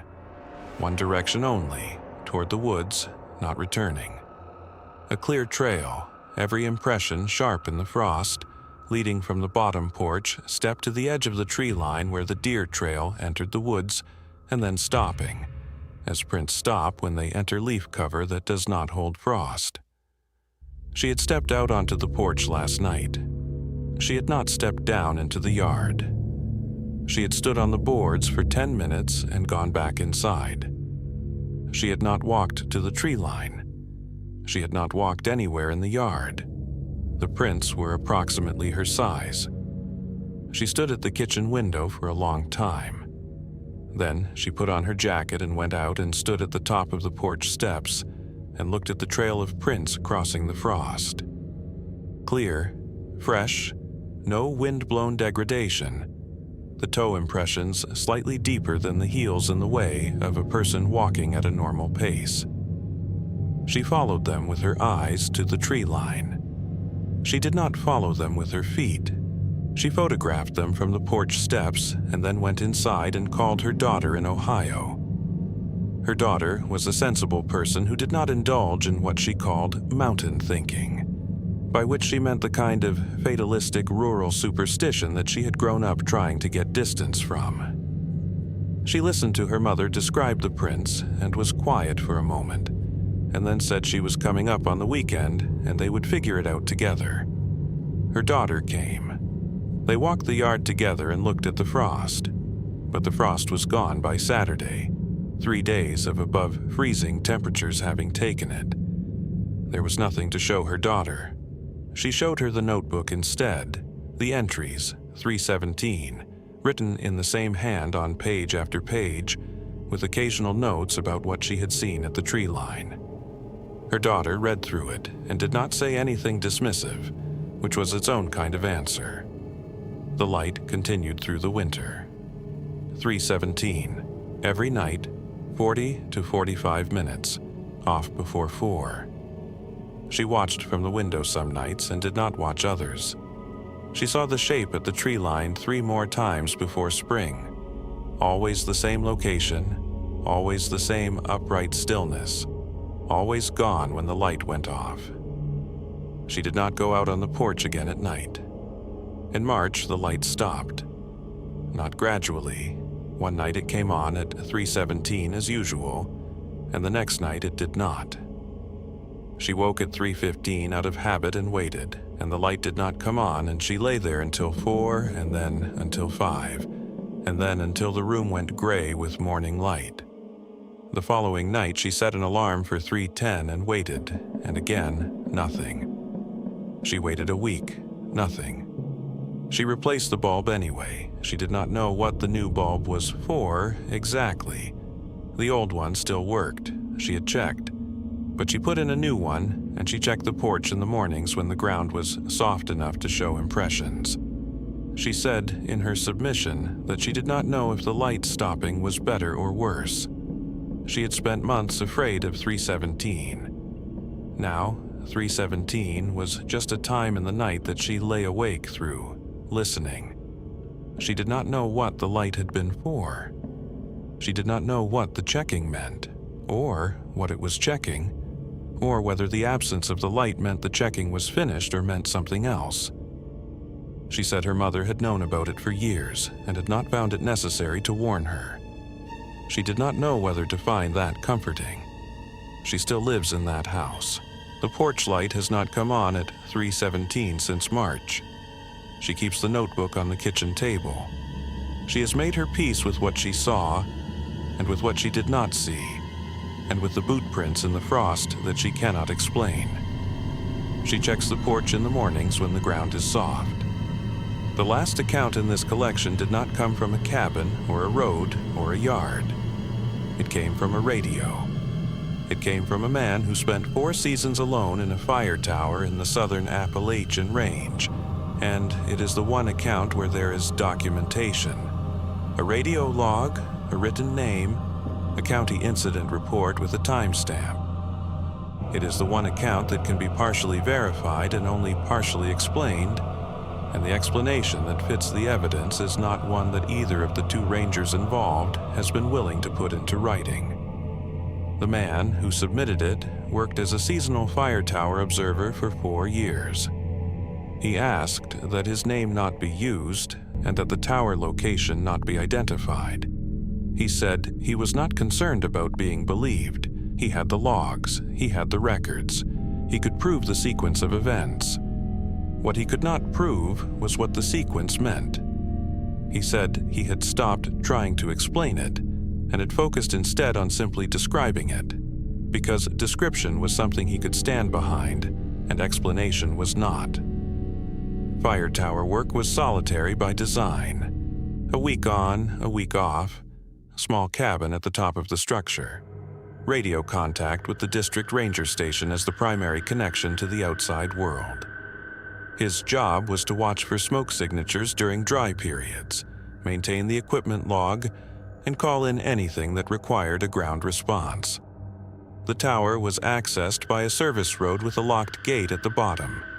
He had a key. The ranger station had a key. Nobody else came up the road without coordination. His 4th and final season ended in late October. The last week of that season was quiet. Drought conditions had broken with early fall rain. Fire risk was low. He was mostly doing maintenance logs and reading. He did his nightly radio check at 9, logged the weather observations, checked that nothing was active on the area permit list. Nothing was. He set the radio to receive and went to sleep. He had been a light sleeper since his first season, when the tower structure moving in high wind had woken him regularly until he learned the difference between the movement that was normal and the movement that required attention. By his 4th season, he slept through most weather, but any sound from the radio brought him up fast. That was trained into him by then. At 11:47 p.m., the radio activated. He was awake before the transmission finished its opening identifier. The call was clear. No static, no atmospheric distortion, the kind of clean signal that usually only came through in certain weather conditions when the atmosphere was flat and still. Male voice, professional cadence, the specific measured pace of someone trained in radio communication. Unit designation first, then GPS coordinates, then the request, welfare check on a reported injured hiker at the given location. Standard format. The kind of call he had received and responded to dozens of times across 4 seasons. He responded immediately, confirmed receipt of the call, requested the transmitting unit to identify for log purposes. Silence. He tried again. Unit confirmation requested. Please identify. Nothing. The frequency was open. He could hear the carrier, that faint electronic presence that meant a transmission channel was active, but no voice came back. He called the ranger station. The ranger on duty that night picked up on the second try. Slightly groggy, the sound of someone pulled from sleep. He read out the unit designation from the call. He heard the ranger go quiet on the other end for a moment, then the sound of something being moved. Papers, or a binder, something being looked up. The ranger said that unit designation had been retired 4 years ago when the district restructured its field teams. It did not correspond to any currently active unit. There was nobody in the field that night under any designation. No permitted overnight groups, no active searches, no scheduled maintenance crews. He confirmed this twice. He said they would try to raise the unit themselves. Both men tried. Nothing came back on the frequency. He logged the call, time, unit designation, coordinates as he had recorded them, nature of the request, response attempts, outcome. The ranger station said they would follow up in the morning, and he should log it as an unverified transmission of unknown origin, which was the standard notation for ghost signals and atmospheric bounce events. He had logged 2 of those in 4 seasons.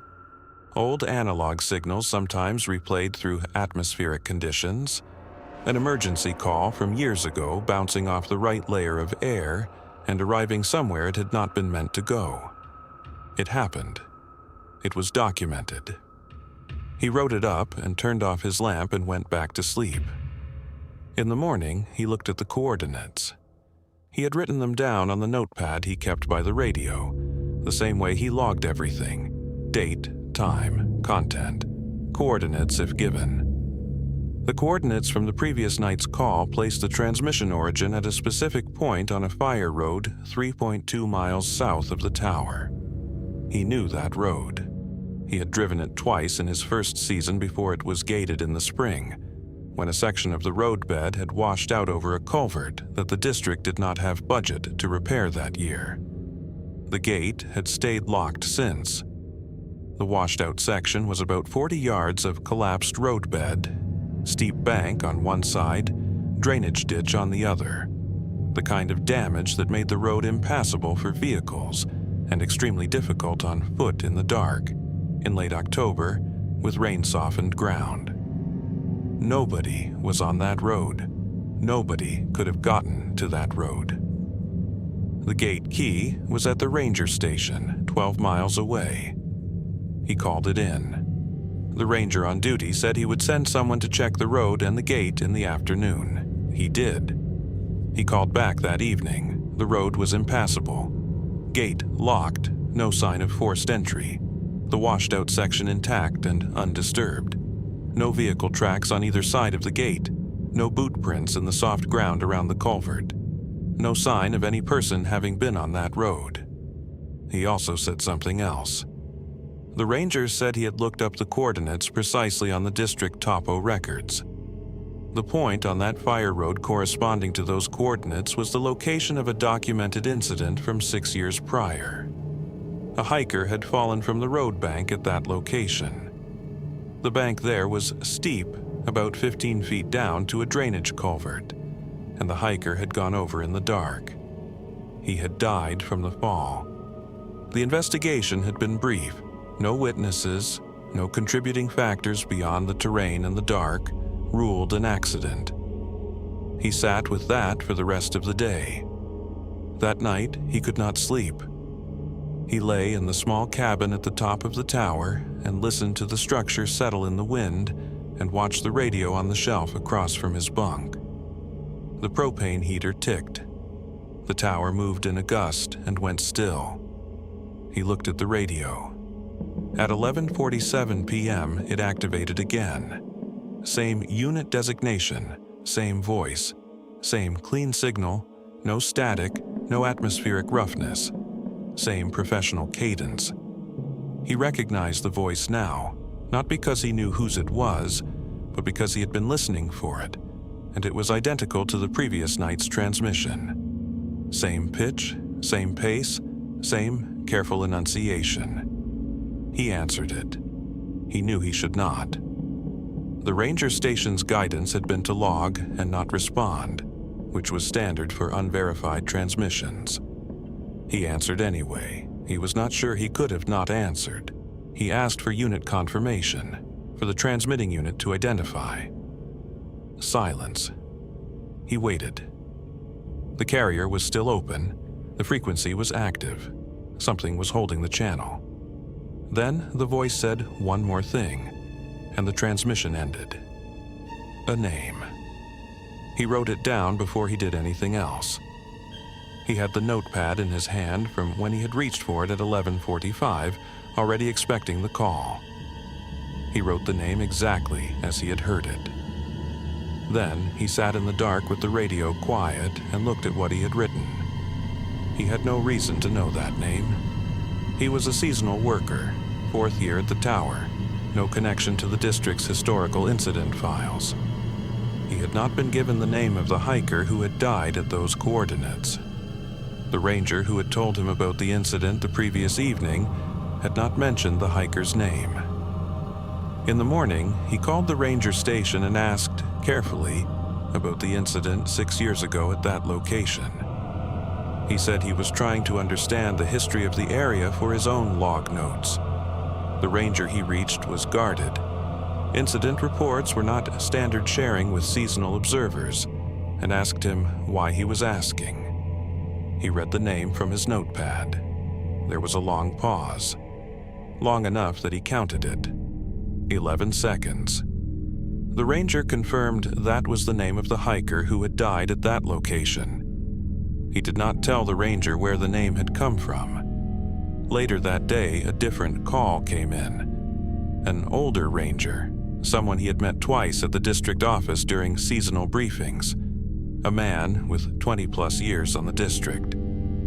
He must have heard about the inquiry through the station. He called the tower direct and did not spend time on preamble. He said, "Don't answer that radio after midnight." He said whatever had been calling into that tower had been doing it for longer than the current observer had been working there. He said he was not the first person to receive that transmission, and he would not be the last. He said to log it and not respond. He asked how long it had been happening. The older ranger said he had first heard that unit designation 8 years ago. The unit had been retired 6 years before the district restructuring, which meant the unit had been decommissioned 6 years before the district restructuring, and the restructuring was 4 years ago, which meant the unit had been out of service for 10 years. He had heard the first call 8 years ago. 2 years after the unit was retired, and 4 years before the hiker died at those coordinates. The math did not work, and neither man said so. If the calls had been coming in for 8 years, and the hiker had died 6 years ago, then the calls had been happening for 2 years before the incident they seemed to be referencing. He sat with that arithmetic for a long time, and could not make it resolve into anything that made sense, and eventually stopped trying. He had 5 days left in the season. He stayed. Each of the following 4 nights he lay awake at 11:47, and the radio did not activate. He logged the silence the same way he logged the transmissions. On the last night of the season, his last night in the tower, he lay awake until midnight, and nothing came through, and he was not sure whether that was better. He packed out the following morning and drove down the service road and unlocked the gate and drove through, and locked it behind him, and did not look back at the tower in his mirror. He told his contact he had taken other work, which was true. He did not apply for a 5th season. After the season, he went looking for what public records existed on the incident 6 years prior. County records database, accident report summary, the kind of document that becomes public after the investigation closes. He found it. He read through it. Most of it matched what the ranger had told him. The location, the date, the cause, the ruling. One line he had not expected. The hiker had been reported missing after failing to check in with the ranger station the evening of the incident. The ranger station's log for that night recorded an incoming radio call, received before the hiker was reported missing, from someone who identified themselves using the hiker's name. The call had been unclear. The origin had been logged as unknown. The file notation read, "Signal origin unconfirmed, possible equipment error." He read that line 3 times. The radio call before the hiker died, using the hiker's name, had come from equipment that should not have been transmitting. The radio calls after the hiker died, using the hiker's name, came from a unit designation that had not existed for years. The timestamp in the ranger station's log from 6 years ago matched the time of the calls he had received in the tower. 11:47 p.m. He kept his radio logs from both nights. He kept a notepad page with the name on it. He kept a printout of the accident report summary with the relevant line underlined. He put them in a folder and filed the folder and has not looked at it often. The fire tower was decommissioned the following year. The district upgraded its equipment. New radio systems, new protocols, old units formally retired, and the frequencies cleared. He read about it in a district newsletter he was still on the mailing list for. He thought about the older ranger's call and wondered whether the new equipment would change anything, whether whatever had been using that frequency needed the old hardware to use it, or whether frequency was just frequency and hardware was just hardware, and neither one was the point. He did not wonder about it for very long. Some questions, he had learned, did not become more answerable the longer you sat with them. They just became more familiar. The fire road at those coordinates was repaired the following spring. The culvert was replaced, the roadbed restored, the gate unlocked and added back to the district's accessible routes list. He read about that in the newsletter too. The summer after his last season, he drove out to it.